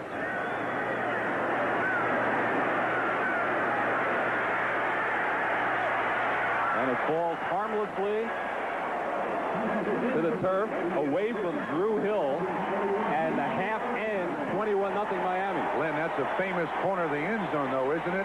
Doug Flutie made a heck of a completion to Gerard Phelan. And about that same spot of this Miami Orange Bowl. Don Shula has to be a bit happier, particularly with his defense. 21-0. NFL 86 halftime activities continue in a moment. We'll be right back after these. 3 touchdown passes, 8 yards to Clayton, 38 to Nat Moore, 3 to Tony Nathan, all within 4 minutes and 29 seconds. It's 21-0 Miami over Houston in the Orange Bowl. NFL 86 coming up. to Miami. Our halftime score, Dolphins leading the Oilers 21-0. Len Berman along with Bob Trumpy. And Bob, the biggest surprise of the first half has to be the inability of the Houston offense to pass against the Miami defense. Everybody else has been able to do it this year. Yeah, and I do think you have to give credit to the Miami defense. They played a very tough defense. You look for things that just add fuel to the fire. A couple of those fourth down or third down stops by the Miami defense has really nullified any offense that Houston has had. Let's take a look at a couple of highlights. It was scoreless for the first quarter, and then with 5 minutes and 8 seconds remaining in the second quarter, here was the first one. This was a beautiful pass, a slant to Clayton of 8 yards, and then Marino back once again. This is Nat Moore just finding a spot in the defense. Marino puts it on him, doesn't make him go after it. He goes in for the score. And then this is the interception. You see where Warren Moon really gets shellacked. Donovan Rose with the interception. And then it didn't take long for Miami to get that ball into the end zone. And you're right, in the last 5 minutes of the half, they really went at it in a hurry. This is Tony Nathan. Pretty easy play. 3 pretty easy scores for Miami. All right, 21-0. The obvious question, can Houston come back from this? What can they do? Yeah, I think they can come back with it too. But Miami has to turn the ball over to Houston for Houston to get back in a football game. This is not an offense that can just drive the ball down the field. It's a big play offense, and part of that is getting a turnover. All right, well, it's been turnover-free for Miami so far in the first half. Houston, 1 interception thrown by Moon. Alan Pinkett holds it in the end zone, so the Houston offense will start this time from their 20 after the touchback, trailing it 21-0. Let's take a look at some of the first half numbers. Dolphins with twice as many first downs. But look at that yards passing for Houston, just 37 yards on the first half. Of course, remember, Glenn, the first 20 plays, all Houston did was run it. But now down 21-0, they've got to throw it on almost every possession. Try to get the ball down the field. So this will be a real test for Miami. Oliver Luck starts the second half for Warren Moon. A surprise right there. Hasn't thrown a pass this year. He's in for 2 plays earlier. They were both handoffs earlier in the season. And another handoff. Ray Wallace gets a couple of yards, so they start conservatively with Oliver Luck, 5th year out of West Virginia, as Warren Moon sidelined for the second half. He was roughed up a bit, threw the 1 interception. But, you know, during practice this week, Bob, they told Oliver Luck, you pretend you're Dan Marino for our practice sessions. You drop back real quick. You get rid of it real fast, just like Dan Marino. And Luck said, if I could do that, I wouldn't be the second-string quarterback. He's first string in this half, and I don't see any tape or any ice on the legs of Warren Moon. He appears to be healthy standing on the sideline. Well, this is 2nd and 6 at the 24. And a pitch back to Razier. Turns it across the 25, gets up close to the 29. Short of a first down, but there's that man again, John Offerdahl, and on the tackle with T.J. Turner. There was an excellent block by Ray Wallace up in front, too. Outstanding block that got Brzezinski on the ground, and that allowed Rozier to turn the corner. Offerdahl having another outstanding game. Luck was in for 2 plays opening day in the win against Green Bay. They were both handoffs. What difference does it make who the quarterback is? All you're going to do is run the ball. I mean, you could do that? So could Gillen. 3rd and 2 at the 28. Will the Miami defense rise to another occasion? Yes. Maybe. Very close. Very close. Offerdahl, and then Rozier, that second effort, tried to push the ball ahead, and if he made it barely. And Warren Moon is holding his thighs, so perhaps that's the story. Or perhaps not. Apparently he does have a bruise on his thigh. That's the word we get from the Houston bench now. But you'd think there'd be ice on it. And it's ruled a first down. Just got it. So first down at the 30 for Houston. Opening moment, second half, with Oliver Luck at quarterback, trailing 21-0. The first pass of 86 is complete to Wallace on the screen. And Ray Wallace gets up to the 37, pickup of 7 before Mark Brown tracked him down. And Oliver Luck winds up on his back. Probably the first time he's been hit all 1986, and he doesn't like it, just like any other quarterback doesn't like it. The pressure from T.J. Turner, 95, is the one that gets him on the ground. Look at Brown run this play down. 51 on Wallace. Outstanding defensive individual effort today by the Dolphins. And that's it for Luck. Got his pass completion under his belt for 86, and in comes Warren Moon. He looks hurt, though. Luck is hurt. He got hit in the ribs. So The thigh bruise is now back on. Second and 3. Brazier fights for a first down across the 40. So 2 quick first downs on their first possession of the second half. On the far side, they are looking at Oliver Luck. Talk about no luck. He's holding his ribs. He makes one completion and gets his shot. Looked like he just got the wind knocked out of him, but that's a real grimace on his face. What they called it, a beard. No. I mean, underneath the beard is a grimace on his face. First down to 41. Gibbons in motion. He takes the reception. And the rookie gets across the 45. Is that his first reception of the day? Up to the 48. Gibbons has 29 on the year. Pickup of 8. That's the first ball he's caught today. Shows you the kind of game it's been for Houston. And if you're wondering whom the backup is to the backup, if both are hurt, and Moon certainly doesn't look to be in great shape, the quarterback would be Tim Smith, wide receiver. You can see Warren Moon he's limping. I would think they'd go to the shotgun on any pass just to alleviate some pressure on his leg when he has to set up. Second and 2. And Brazier got the 2. So this appears to be a third first down of the series. Off for Dahl, and we're ready for Luck. We're alternating quarterbacks on this series, whoever's healthiest at the moment. And Moon doesn't really run off. He kind of slogs off. Well, they'll hold the quarterback meetings in the training room this week in Houston, right next to the tub. Now it's Luck's turn again as they've nosed the ball into Miami territory. First down at the 49.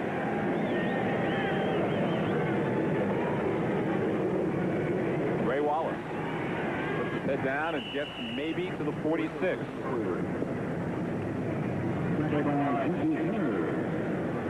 And it's time to look at the scores again. Joe Morris, touchdown run, has given the Giants a lead over Dallas. Atlanta, New England, a tough game at halftime in Foxborough. Cincinnati's taking the lead in the third quarter in the Silverdome. Cleveland 21-3 over Indianapolis. New Orleans leading San Francisco at halftime. And Pittsburgh for the second week in a row doing well. Buffalo will not win on the road, it looks like, for the 21st consecutive time. And Philadelphia, low scoring in St. Louis. This is second and 7 at the 46.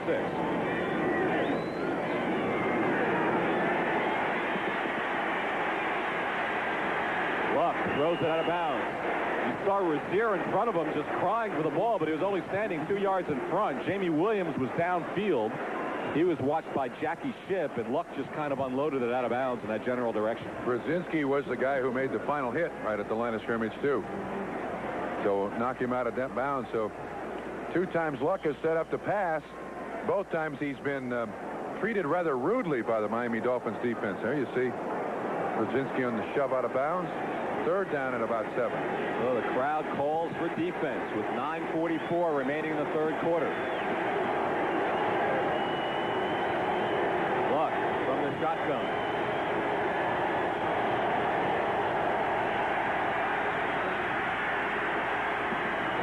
Well, Woolfolk and Hill were both over there. I believe he was looking for Drew Hill, found neither. And now Houston will punt. Luck finally has a chance, though, Len, to set up and throw this ball, trying to spread the defense as best they possibly can. I got to think that Woolfolk ran the wrong pattern. You don't want 2 receivers that close to each other. So without the shoe again, the birthday boy Lee Johnson will punt. This drive got down to the 46. Houston's deepest penetration today, the 39 of Miami.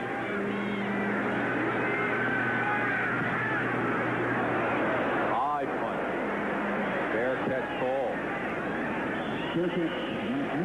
And Matt Moore holds on at the 11 after a 35-yard punt. So, as both quarterbacks are standing and talking, it'll be Dan Marino's chance for the first time in the second half when we return.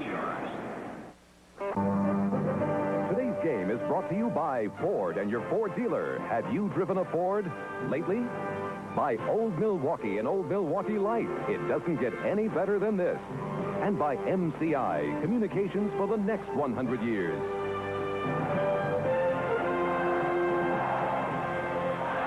Dan Marino comes on for his first chance of the second half. Len Berman with Bob Trumpy at the Orange Bowl in Miami. 9:30 remaining third quarter. 21-0 Dolphins. The Oilers in desperate need of a turnover, a sack, interception, fumble. Make something happen, or else this game's over for them. They start at the 11. Woody Bennett. Doesn't go anywhere. First time he's touched the ball today. Lynn, I think you could see the Houston defense move just at the last second. When that happens, it's normally after the line blocking call is made by the center. And a lot of times you can confuse an offense by making that last second move. Glanville has done that his entire coaching career. Watch what happens here, right from behind the defense. You see that just that much of an adjustment can change everything that happens up there. They certainly moved towards the point of attack. Is it possible that they could steal a signal and know what the numbers meant on the call? Yeah, anything's possible. Second and 9. Davenport. He possibly gets to the 26. John Grimsley making the tackle. Is there such a thing as size stealing in football? It's talked about so much in baseball. Not really in football.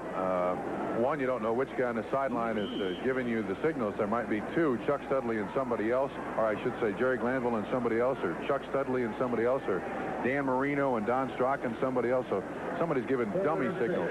Sometimes you just get lucky, Lynn. But how about on the calls when they are calling out some either audibles or blocking assignments? Oh, yeah, that can happen, but you can also have a live number that's, you just say, no live number, no live color, and you confuse the defense. Sometimes you can confuse yourself. 3rd and 6 at the 15 from the shotgun. And on the fly, Duper, lights out. No flags.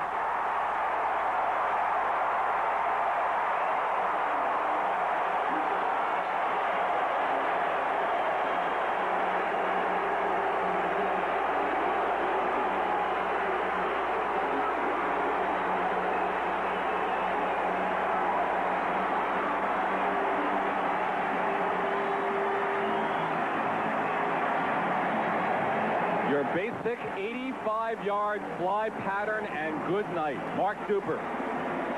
You can see the coverage, and as we said at the outset, I wasn't sure that their defensive backs could keep with them. That's Steve Brown, Duper, and Pruitt has his own personal escort. That's a foot race no one is going to win. And it's 85 yards for number 85, longest of the year for the Dolphins. 7:48 remains third quarter. Raviz makes it an even 28. So Marino has passed around the goodies. 4 touchdown passes to 4 different receivers. An 85-yard thriller for the Dolphins. 28-0 Miami. Miami has become electrified by a career-tying 85-yard touchdown reception. Marino to Duper. Raviz kicks it away. Houston trying to climb out of a 28-0 hole, and that's a touchback. It curled around the marker and out of bounds. And let's take one more look at a terrific play by Duper here. And a lot of receptions are won in different places. This is one of the first 3 steps. Now watch Duper's left hand, right there. He gets his arm on the outside of Brown, and that's the momentum that gets him by. So that pattern was basically won by Duper in the first 4 feet of the pattern. And then it's a foot race, and he and Clayton both extraordinary foot speed. No one's going to catch him. James Pruitt just looking around, but no one to hit. Duper. First down at the 20. Crowd has reached a fever pitch. Luck, the quarterback. The reverse. Givens. He scored on this last week. Good gainer all the way out to the 40. Oliver Luck throwing a block as well. A 20-yard pickup. Langford finally makes the tackle. This catches the Dolphins completely by surprise. Given takes that little jab step. This is excellent timing. And Luck blocks. Bob Brzezinski, 59, just gets in his way. But watch the play by Langford. Excellent job. Ball marked out at the 41. First down for the Oilers. Wolfel, 2 yards, and the crowd roars again. Andy Hendel, left inside linebacker, making the tackle. Gives us a chance to check a few scores, Bob. I was noticing on the Dolphins bench that John Offerdahl is out for the rest of the day. He has his shoe off, and he has ice on his ankle. He's sitting down there, and Hendel is taking his place, and Hendel makes the tackle on that play. Well, the most points of the day have been put on the board by the Dolphins right here in the Orange Bowl, 28. Second and 8 is the 43.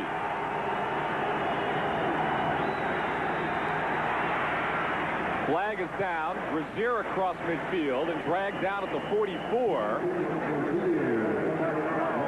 Mark Brown tackled him. A 14-yard pickup, but we'll have to check out the penalty. There's Offerdahl's left ankle. Holding against the Oilers. What else is new? First big penalty they've had today, though. I take that back. I take that back. There was a penalty, pass interference, that they got 42 yards on. Right. Holding number 52, offense, second down. Holding Jay Pennison. He's the backup center. No word on why Jim Romano isn't in there. But Pennison, the backup, called for the hold, which will nullify that play.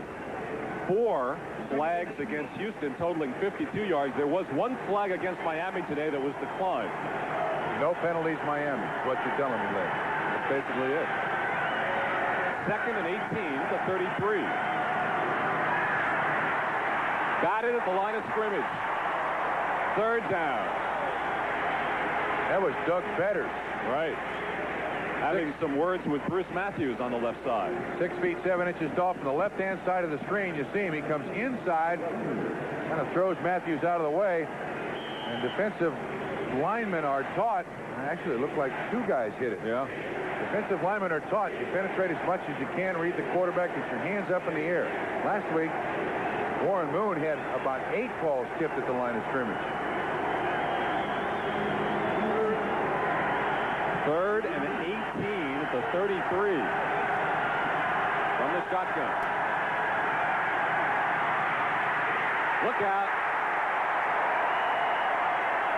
Brown hit him first, and then Betters, I think, finally got him to the ground.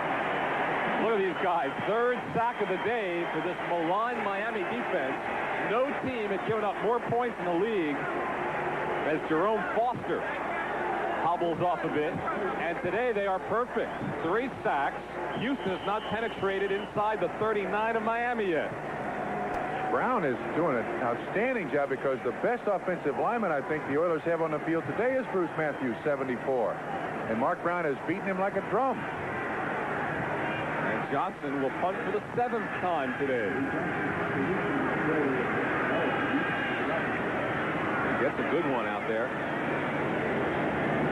Craig Ellis. And he is dragged down by Jeff Donaldson. And so the Miami offense will come on the field again as the quarterbacks will spend time talking to themselves. On the Houston side, it's all Dolphins. Stein Cooler on the left, Kent Hill on the right. Nothing more needs to be said. This is a Dolphin day. Has been. That offensive line has not done a very good job today for the Houston Oilers against a defense that everyone scored on, gained a lot of yards on. That offensive line has not produced a thing for the Houston Oilers. First down from the 29. Davenport busts free across the 35. Bo Eason is hurt too. He made the tackle.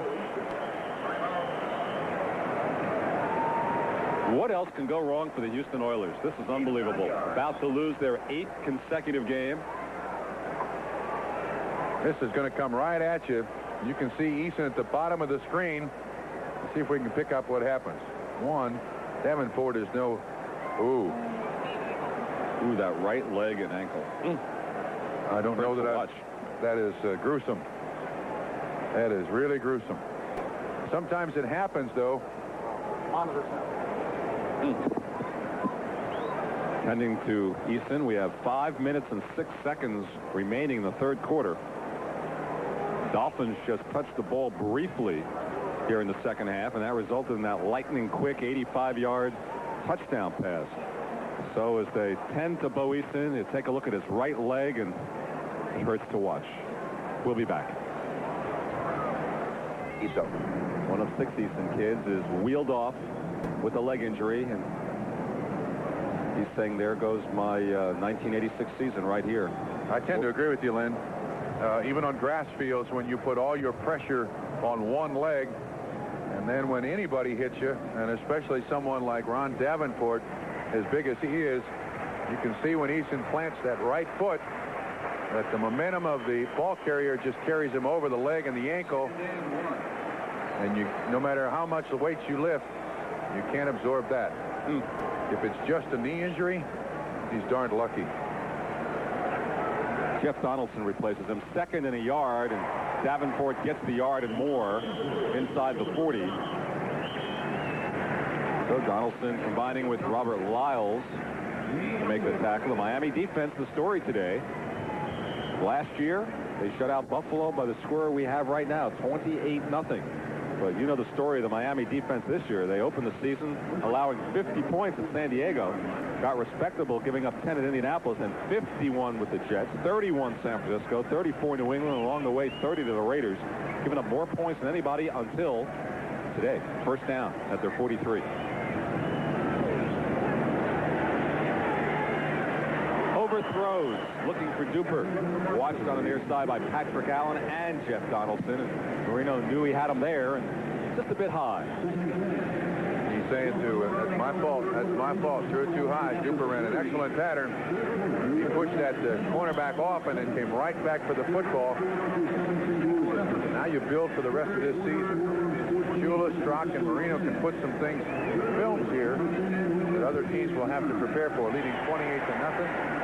You can change some of your formations, give your upcoming opponents a little different perspective as to exactly who you are and what you might do against them in oncoming weeks.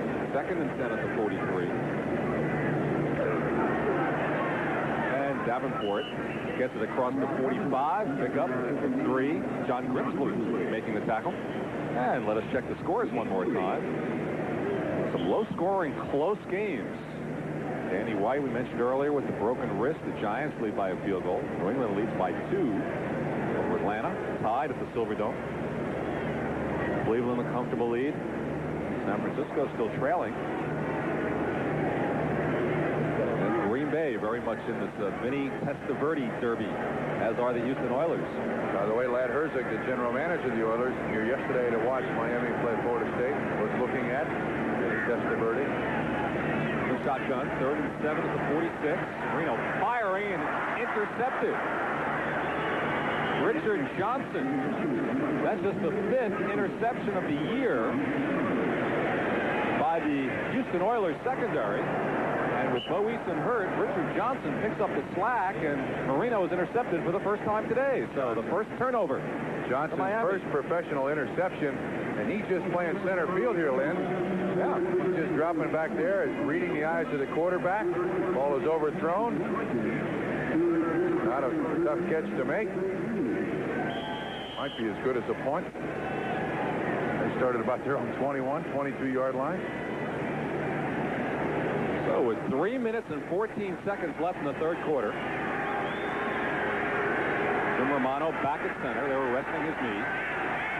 Oliver Luck is the quarterback. They trail at 28-0. Gibbons in motion.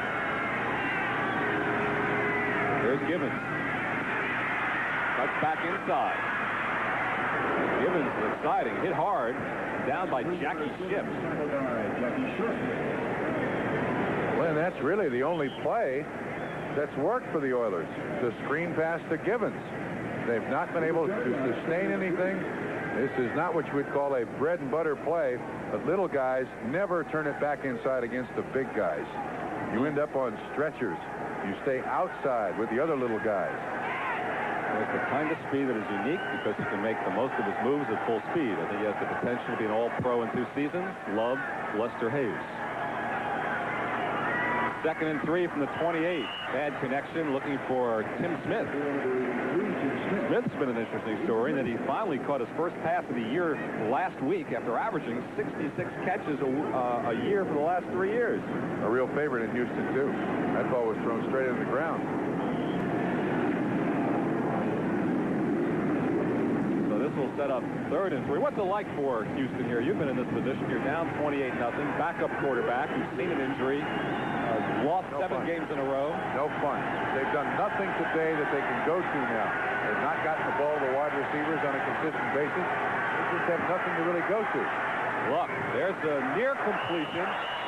Hill is ruled incomplete. He grabbed it and then lost it when he hit the ground. So the ruling is that the ground caused the fumble, and they'll have to punt again. Second foot must be down in order for there to be a reception. It's a nice move by Drew Hill. Ball comes. Catch one. No, never had control of it. Never had control of it. It bounces loose. Incompletion. Lee Johnson has been a busy man today. 8 punts. There's Drew Hill. Average a bit over 39. But he's earned his salary today. He may have a blister on his foot. Barefooted kick again. And a diving catch. It was not a fair catch. Craig Ellis holds on to the 36. Bruce Matthews covered him. And with 2 minutes and 12 seconds remaining in the 3rd quarter, the Dolphins will get the ball back.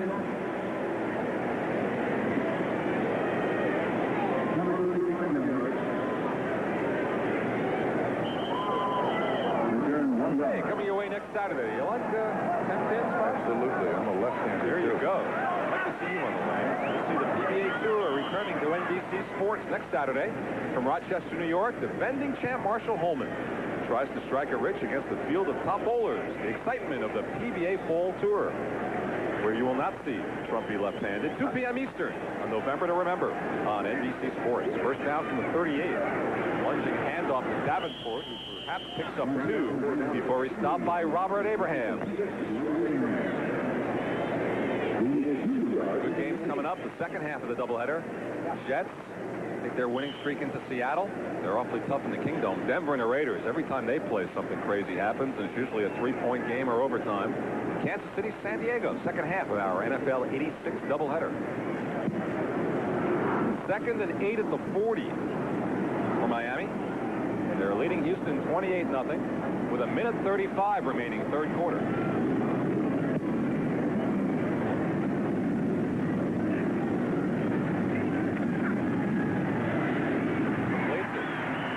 Territory.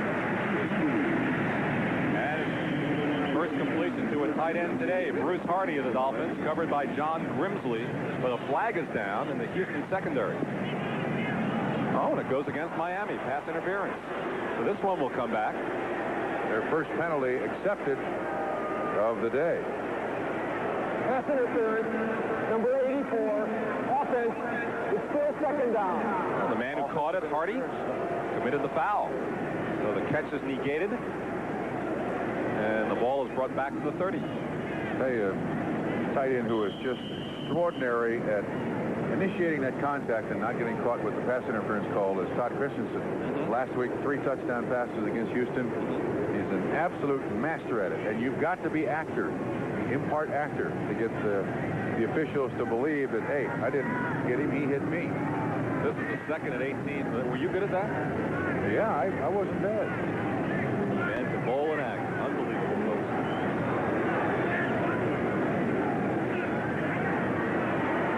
Marino firing for Duper. Terrific play made by Richard Johnson.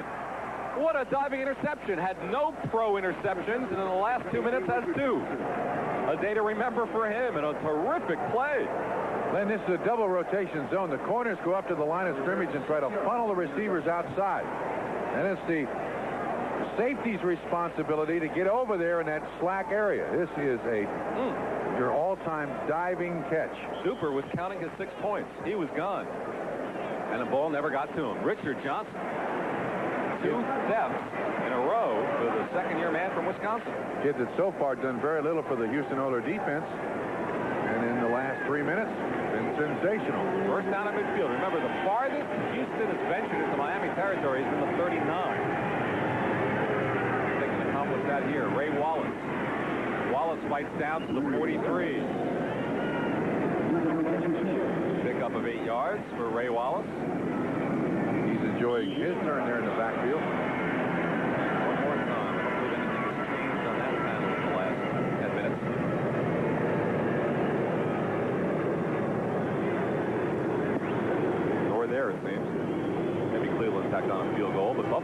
back a bit. Tampa Bay.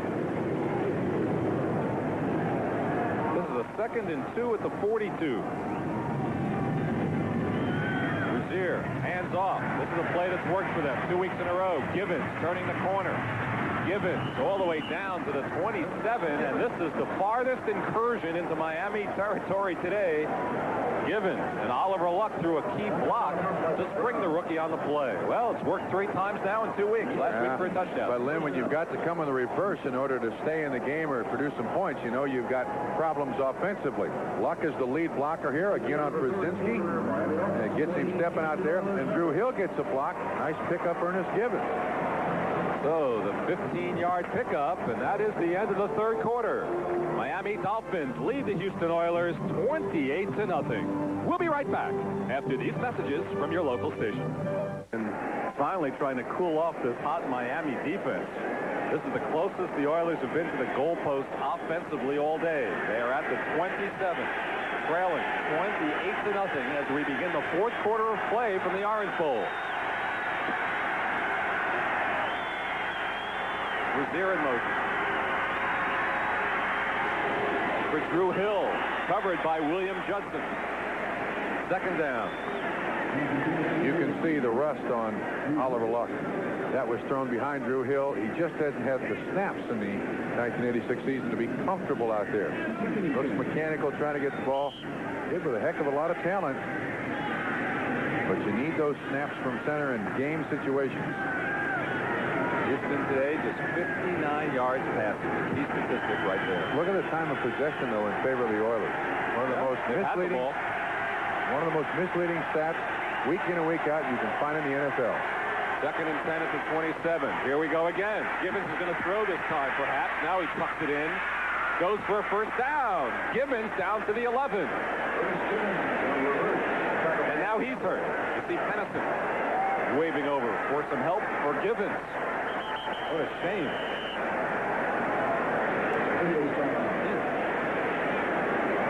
Looks like he wanted to pass on that play, didn't it, Bob? No one open downfield. It's been Houston's big play, but they certainly didn't want this result. Here as he runs the reverse, does fake the pass, but as I said earlier, when you cut back inside, that's when the big guys get you.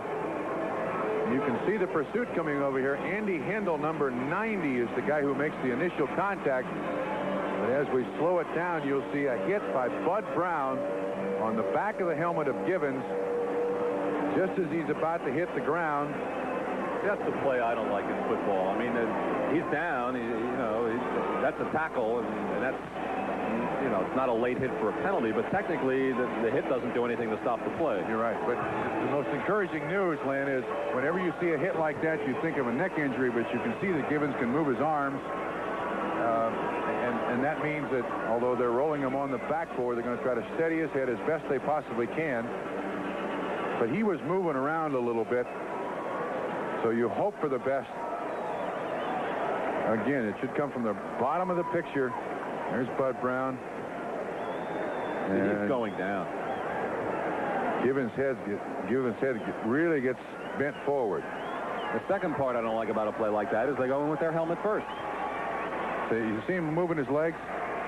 He may be injured, but I think it's safe to say that it's not a serious neck injury. It may be sore. You see him running the tape around his helmet. That's to steady his head in the helmet. So if there's any problem with the dislocation of any one of the vertebrae, it's steadied right there until they can get an x-ray and determine exactly the extent of any injury. They take no chances nowadays in the NFL. These trainers and doctors, Glenn, are very, very good at this now.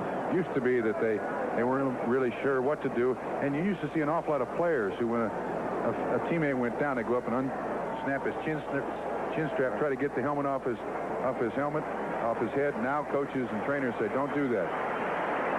Leave the kid alone. I see he's moving around there. That's encouraging. He's hurt, but... And the second Oiler to be wheeled off today, Bo Eason, earlier, and now Ernest Givens. Is it my imagination, or are there a lot more people being wheeled out of football games this year than ever before? And I think these players are so big, so strong, the game is so fast. There's such a premium on winning, on on establishing control of your turf, that yes, you are right. There are an awful lot of people being wheeled out of these stadiums. Is there anything that can be done about it? No. It's just going to happen.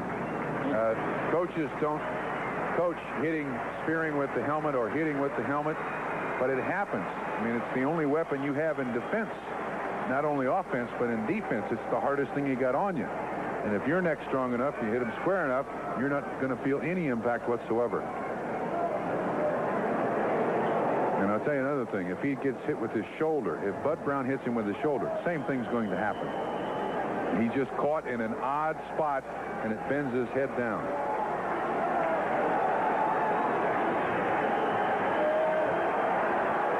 Gibbons a fine rookie offensively. Offerdahl a fine rookie defensively. Knocked out with the ankle injury.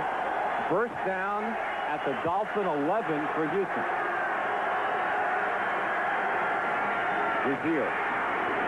Nothing. Loses 2. See George Little pumping the air with his fist.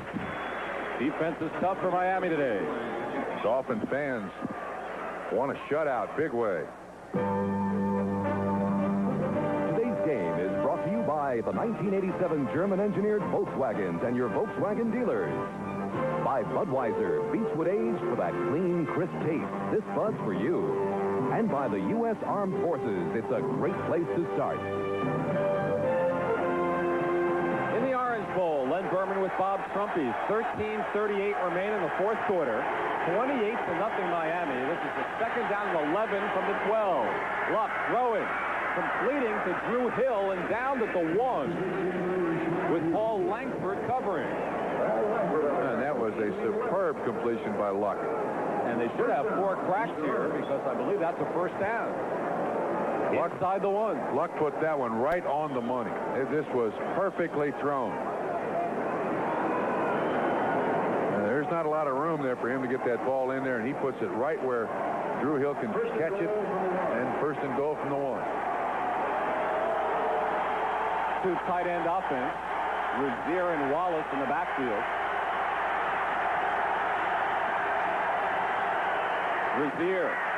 Houston has scored. Took them until 12 minutes and 46 seconds were remaining in the fourth quarter. Mike Rezier from 1 yard away, and Jerry Glanville and the Oilers are finally on that scoreboard. I think you can accuse the Miami Dolphins of letting down a little bit with a 28-0 lead. You don't go quite as hard as you do when it's 3-0. Don't tell that to Ernest Gibbons. 10-7. Yeah, well. Then Dejas on to attempt a point for the first time. Johnson holds. Crouch delivery of Zendejas. And it is good. Hey, thanks to a Mike Rezier 1-yard run, the Houston Oilers have their first points. 12:46 to go now. Luck has led them to 7. Jenna Handles finally scored. What do you think, Coach Grumpy? Onside kick now, 28-7 trailing? Yeah, I'd try one here. What the heck? You're down 28-7. You hope you can get it done. Jerry Glanville's made the comment all throughout the season. This team doesn't quit. Here we go. Well, it's a little pop kick. That's a good call. Ball. Yes, sir. And it goes out of bounds. There were hands on it, but nobody had possession. Miami knocked the ball out of bounds, so they should get it at that point. Instead of going for the onside kick, they went for the bloop, which wasn't a bad call. There were some Oiler players in the area. Miami's ball where they knocked it out of bounds. Now, this is basically an onside kick, but a different way to do it. It's a wedge shot by Lee Johnson. Gets it up in the air. And when the ball is touched by the offensive team, it looks like, see who that is. Toth is the one that knocks it out of bounds. Tom Toth, offensive lineman. Very smart. You realize he could have fair caught that ball and he had to be given an opportunity to catch it? Oh, that's right. New England stretched their lead to 9, but even if it was last touched by a Houston player and knocked out of bounds, Houston would have never had possession of it. No, it makes no difference. Makes no difference. It still would have been, if it's hit by the offensive team, the receiving team, it's their ball at the spot where they knock it out of bounds. And Buffalo now down by 13 again. First down is at 29. 28-7 Miami. Nathan finds a hole, and a flag goes down as he fights across the 35. Jeff Donaldson brought him down. That looks like in the spot where it'll be a face mask. Tackle by 31, Jeff Donaldson.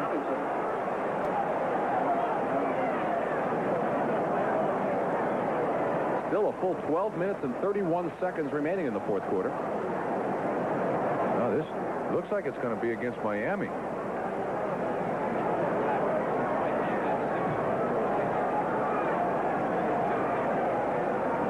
Miami's walking back like it's a penalty against the Dolphins. Holding number 84, offense, first down. Bruce Hardy's second penalty. Not had a good day as far as penalties. One for offensive pass interference, that one for holding. This backs it up to the 19. It'll be first and 20. See if we can pick it up here. It looks like Hardy is blocking on Bostic 25. Grabs a little shirt there. And gets a rest for his efforts. First down and 20 at the 19. See if Richard Johnson can pick off 3 or 4 more passes. Set up Houston here.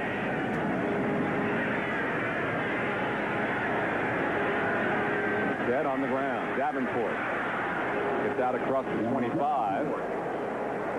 Grimsley with Steve Brown on top. Inside of 12 minutes remaining now. Pickup of 7. He's second and 13. Lynn, I noticed on that sweep that Mark Duper, 85 there, made a tackle. And then as the play passed him by, he was kind of standing there. Looked like an innocent bystander. Bodies flying all over the place. That's when you get hurt. That's when you really get hurt seriously. You got to go all out as best you possibly can, more to protect yourself than anything else. Duper comes to the near side. Clayton to the far side. Communication is flanked to the right, and Woody Bennett's in the backfield. For Clayton, cutting in over the middle. Crowd wanted to hold. Patrick Allen was over there for Houston, and no flag. Clayton was struggling to get free and get open. Dan Marino went over there to lobby too. One thing about Houston, you see at the top of the screen, contact. It looks like the arm is on. Well, that's a flag. That's pass interference, but the replay official is not used in that situation. Not used for infractions, penalties. Just used for possession and sidelines, calls of that nature. So, 3rd and 13 at the 26.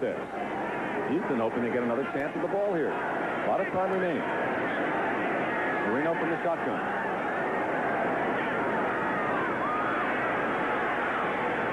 And nobody there. His arm was hit. Ray Childress was right there in his face, and it looked like somebody hit Marino's arm just as he threw that ball. Or it was tipped, one of the two. Now, watch what Marino does instinctively here, Lynn. He gets back to his setup, feels the pressure on the outside, steps up. Yeah, there you see Childress. Yeah, good is the guy who hits his hand, knocks the ball away. Roby into punt. So there's the man, Childress, who tipped it away. Roby into punt. For the 4th time, he's had a good day. A great day. Pinkett. Deep for the Oilers. Well, you can average over 50 yards a punt. They're coming after him.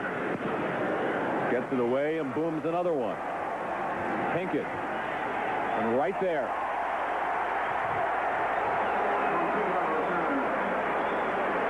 Renee Thompson was right there. Another good punt from Roby. Houston gets it back trailing 28-7. Dudley, defensive coordinator of the Dolphins, has to feel better about what's happened today.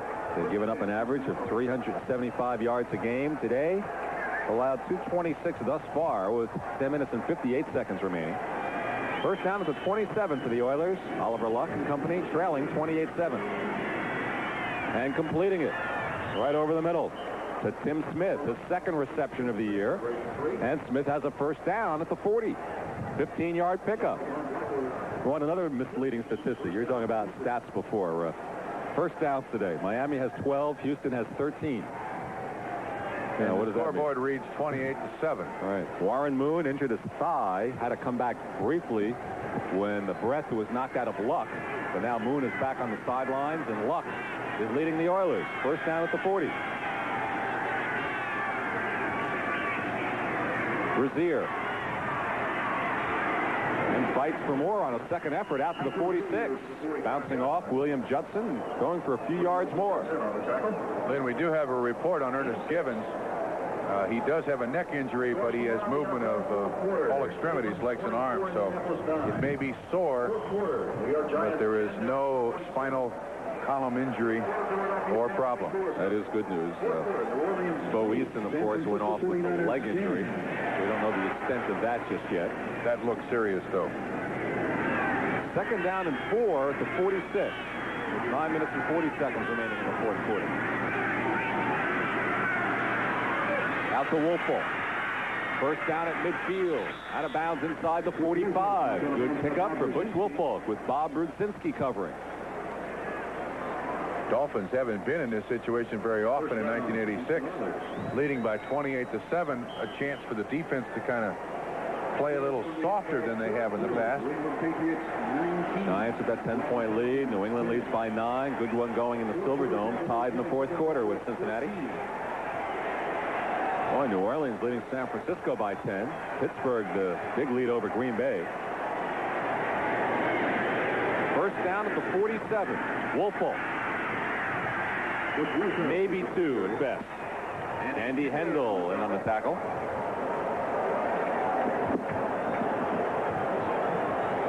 Clock continues to run. 9 minutes and 15 seconds to go. They spot the ball at the 45.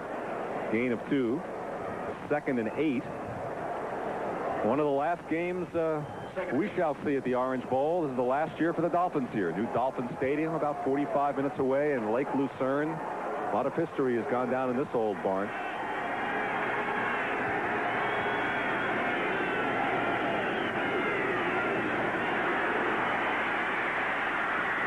Throwing and completing to Mike Acue. And Acue all the way down close to the 15. His first reception of 1986. Second-year player from Hawaii. Mike Acue. A-K-I-U. Acue. Luck, L-U-C-K, did a great job. Had plenty of time. You see Acue go inside, and he goes back outside. Kind of loses Langford in coverage. Nice pickup by the Houston Oilers. As I mentioned earlier, Jerry Glanville has complimented this team. They never give up. They never say die. They're down 28-7, 8:43 to go in the fourth. They are still coming after the Dolphins. 27-yard pickup. First down at the 18 of Miami now, with 8:43 to go. Brazier tries the other way. Try this way. And all of that for no gain. Doug Betters finally tracked him down. All of the gainage on that play was laterally. Second and 10. He was looking at the yard markers too to see what he might have picked up. All right, we'll try this direction. The Dolphins have figured that formation out. They know what's coming, and that's that sweep. There's plenty of people there to make the tackle. Doug Betters, 75, finally gets him on the ground. Second and 10. 8 minutes to go.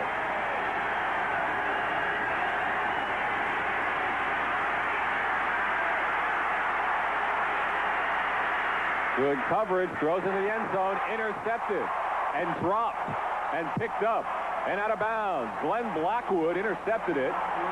The ball was dropped. Bud Brown picked it up, and they're out of luck on this series.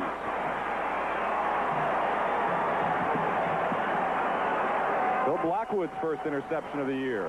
Blackwood had a heck of a thigh bruise, out almost 8 weeks with it. And when a quarterback scrambles, you try to run with the quarterback, and Acue does a great job. And he goes, I think it's more like a pinball than he is anybody else. It looked like he was going to Drew Hill in the end zone. There you see Brown, 43 in coverage, and then Glenn Blackwood right in front of him makes the interception. Ooh, I'm not sure that's an interception. Can we see it? Roll that back from there. Roll it, please. All right, you're watching in the replay booth? I'm not sure he ever had control of that football. Well, as soon as the snap gets off, the play stands. First down at the 8. So, no replay. Too late. Stopped at the 10. Ron Davenport Well, you're right. Once that next play runs, does he get his second foot down? 1, 2. Yeah, he's got it. He's got it. Yeah, good call. It's an interception, fumble, picked up by Brown, and we go on from there. So with 7:18 remaining fourth quarter, second down and 6 at the 12. It's 28-7, Miami over Houston. 4 touchdown passes for Dan Marino. Most spectacular, the 85-yard connection with Mark Duper. Tony Nathan comes out of there. Nathan, first down at the 20. Steve Brown finally makes the stop.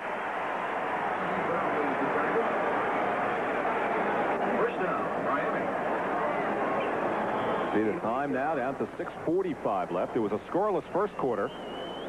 And in a 4-minute and 29-second stretch late in the half, 3 touchdown passes for Marino.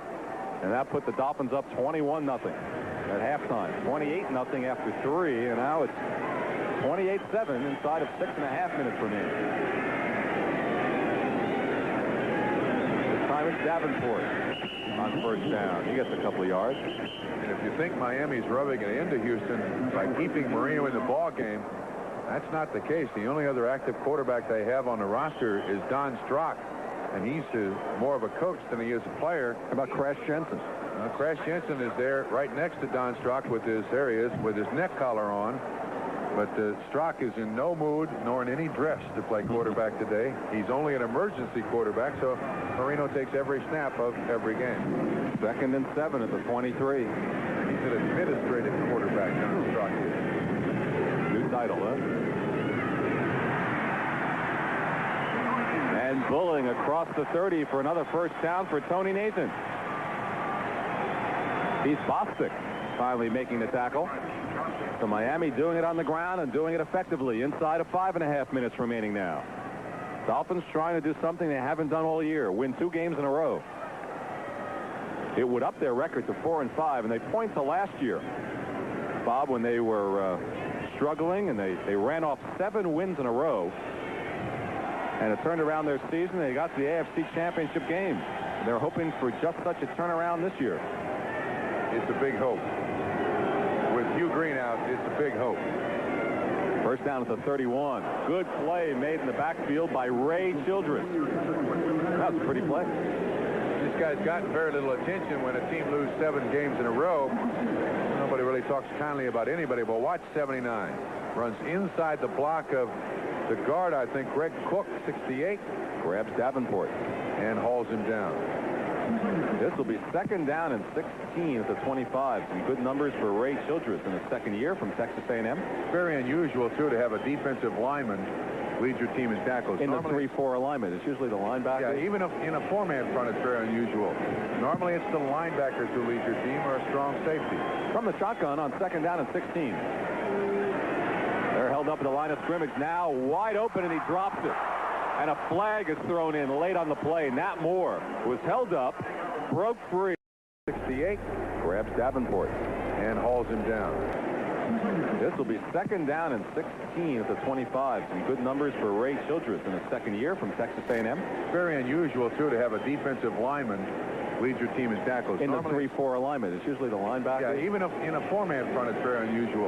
Normally, it's the linebackers who lead your team or a strong safety. From the shotgun on second down and 16. They're held up at the line of scrimmage now, wide open, and he drops it. And a flag is thrown in late on the play. Nat Moore was held up, broke free, and outright dropped it. He can't believe it. Get up, Nat. That was going to be a big play, but it would have come back. And it was holding. against Houston. Holding, number 31, defense, automatic first down. That was against Jeff Donaldson.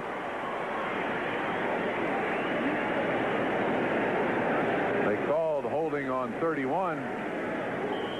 But watch this. You think there's not some holding? That's both ways. Mark, yeah, I agree. Who would you call it on? That's Brown and Duper? Right. I'm not sure you could pick one over the other.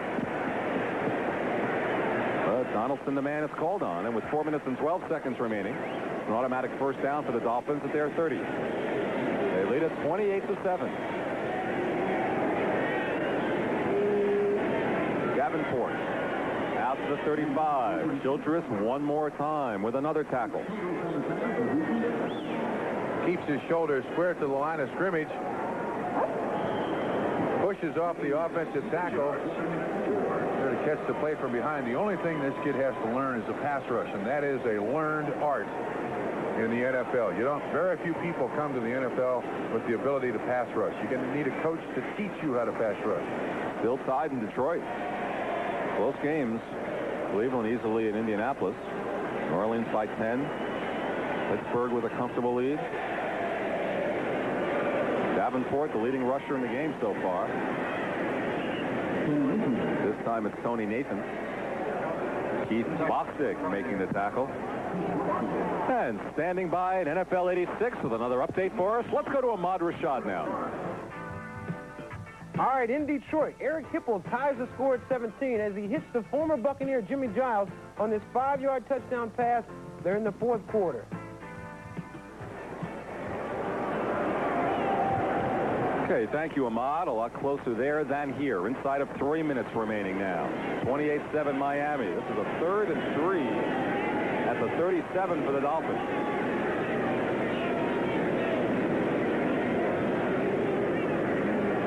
Marino. Clayton has it.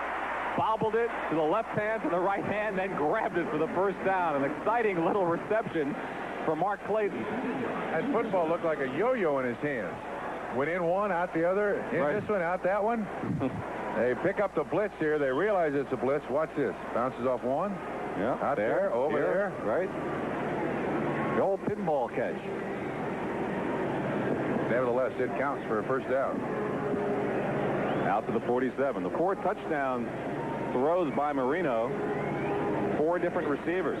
Clayton, Moore, Nathan, Duper. 40 seconds left now. And Davenport bucks forward for maybe a yard.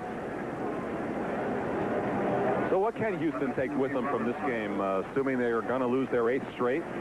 Next week, Houston Oilers have to host Cincinnati, another good offensive team. Glenn, frankly, very little.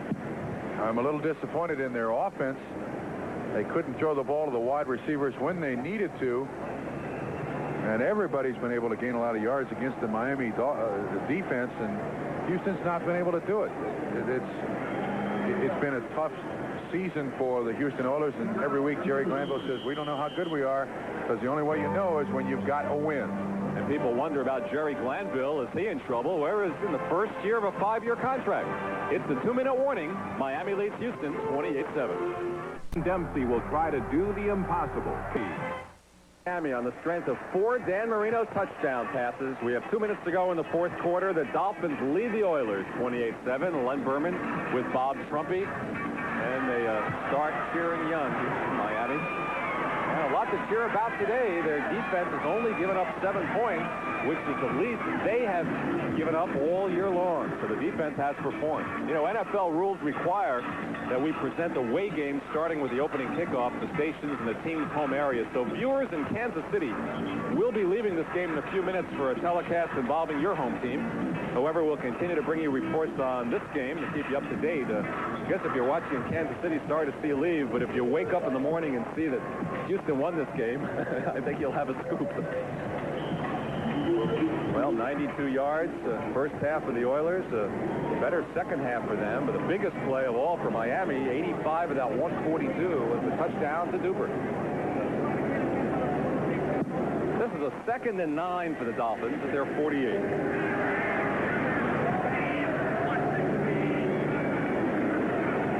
And Davenport, the game's leading rusher. It's up around 70 yards today. Gets to midfield. And that will set up a 3rd and 7. The clock is stopped with a minute 53 remaining. Houston takes the timeout. They now have 2 left. And good games coming up. Jets at Seattle. Denver at the Raiders. Kansas City at San Diego. Kansas City very much alive at 5-3. And next week they get Seattle. Al Saunders, first head coach as the First game as the head coach of the San Diego Chargers, too, Len. Silver medalist Brazil. What about the coaching situation in Houston? Glanville, there will be a lot of heat with 8 straight losses, Bob.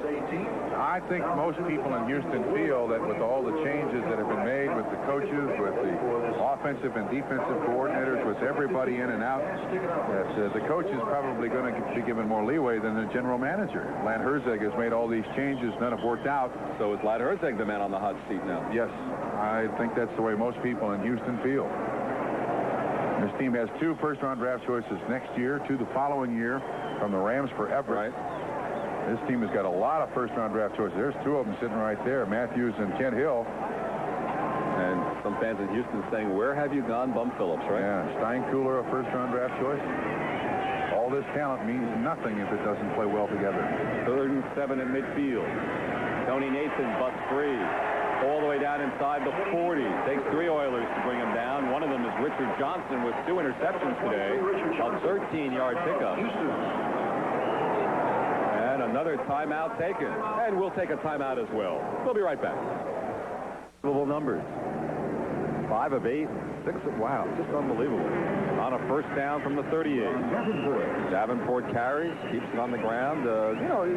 We talked going into the game about the interceptions and the turnovers. They had the worst giveaway-takeaway ratio Houston did in the league, and all the penalties. Well, it wasn't the penalties that killed them. They did have 2 interceptions, but it wasn't the penalties or the turnovers today.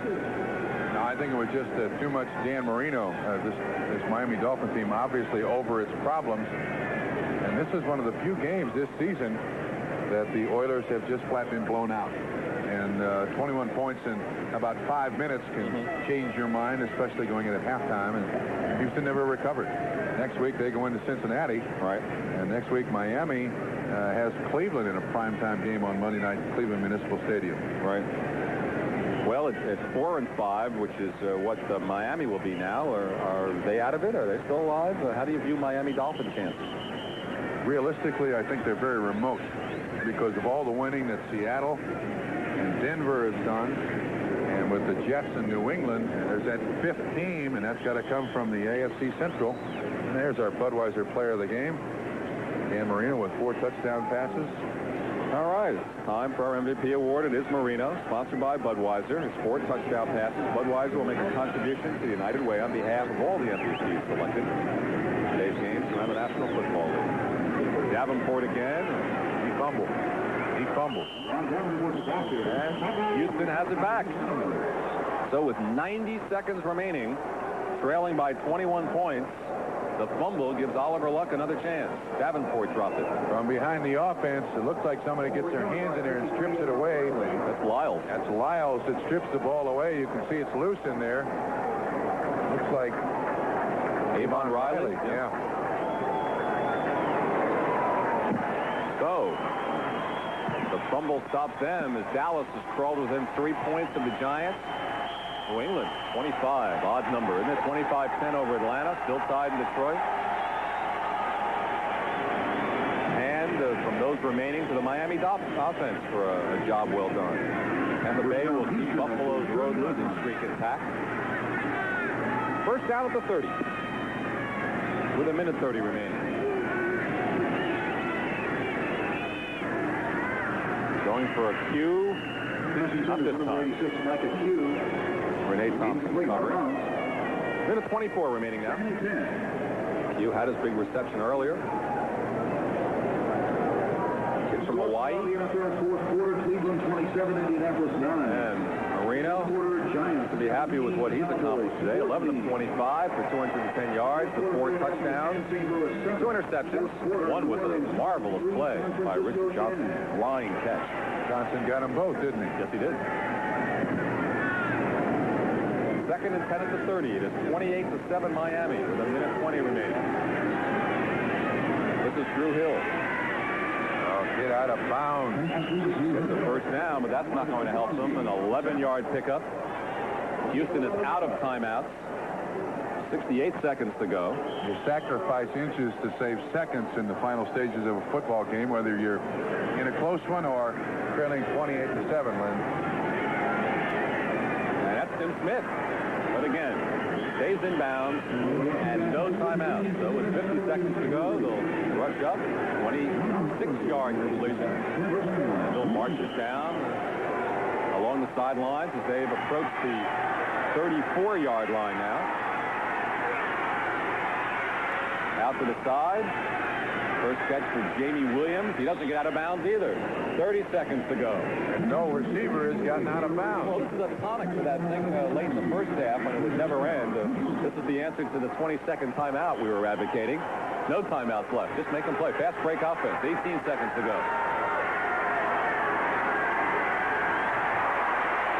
And he fires it. And I haven't seen the official signal yet. I assume it goes an incomplete pass with 10 seconds to go. Doug Better is supplying the pressure, so that does stop the clock. They only need 21 points to tie in 10 seconds. What do you think? Not even with a wild card are they going to be able to accomplish that, Lynn. They're counting it as just an incomplete pass, and the fans don't like it. They want the sack. Or blood. Or blood. One or the other. Whichever comes first. 34, Buffalo 21. So, is this the last shot here with 10 seconds to go? Ball to 23. Unless there's a penalty on the defense. Probably is the last play of the game.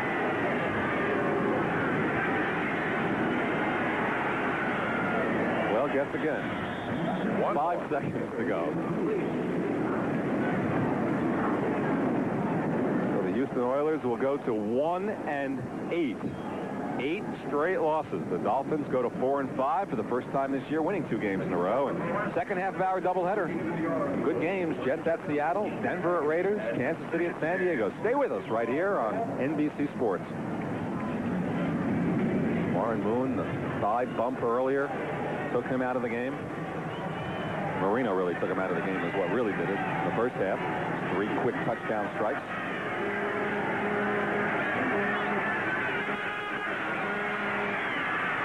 Luck for Wolfolk. It falls incomplete. Time runs out. No flag. For Bob Trumpy, I'm Len Berman. Our final score, Miami 28, Houston 7, 4 touchdown passes for Dan Marino from the Orange Bowl in Miami. Thanks.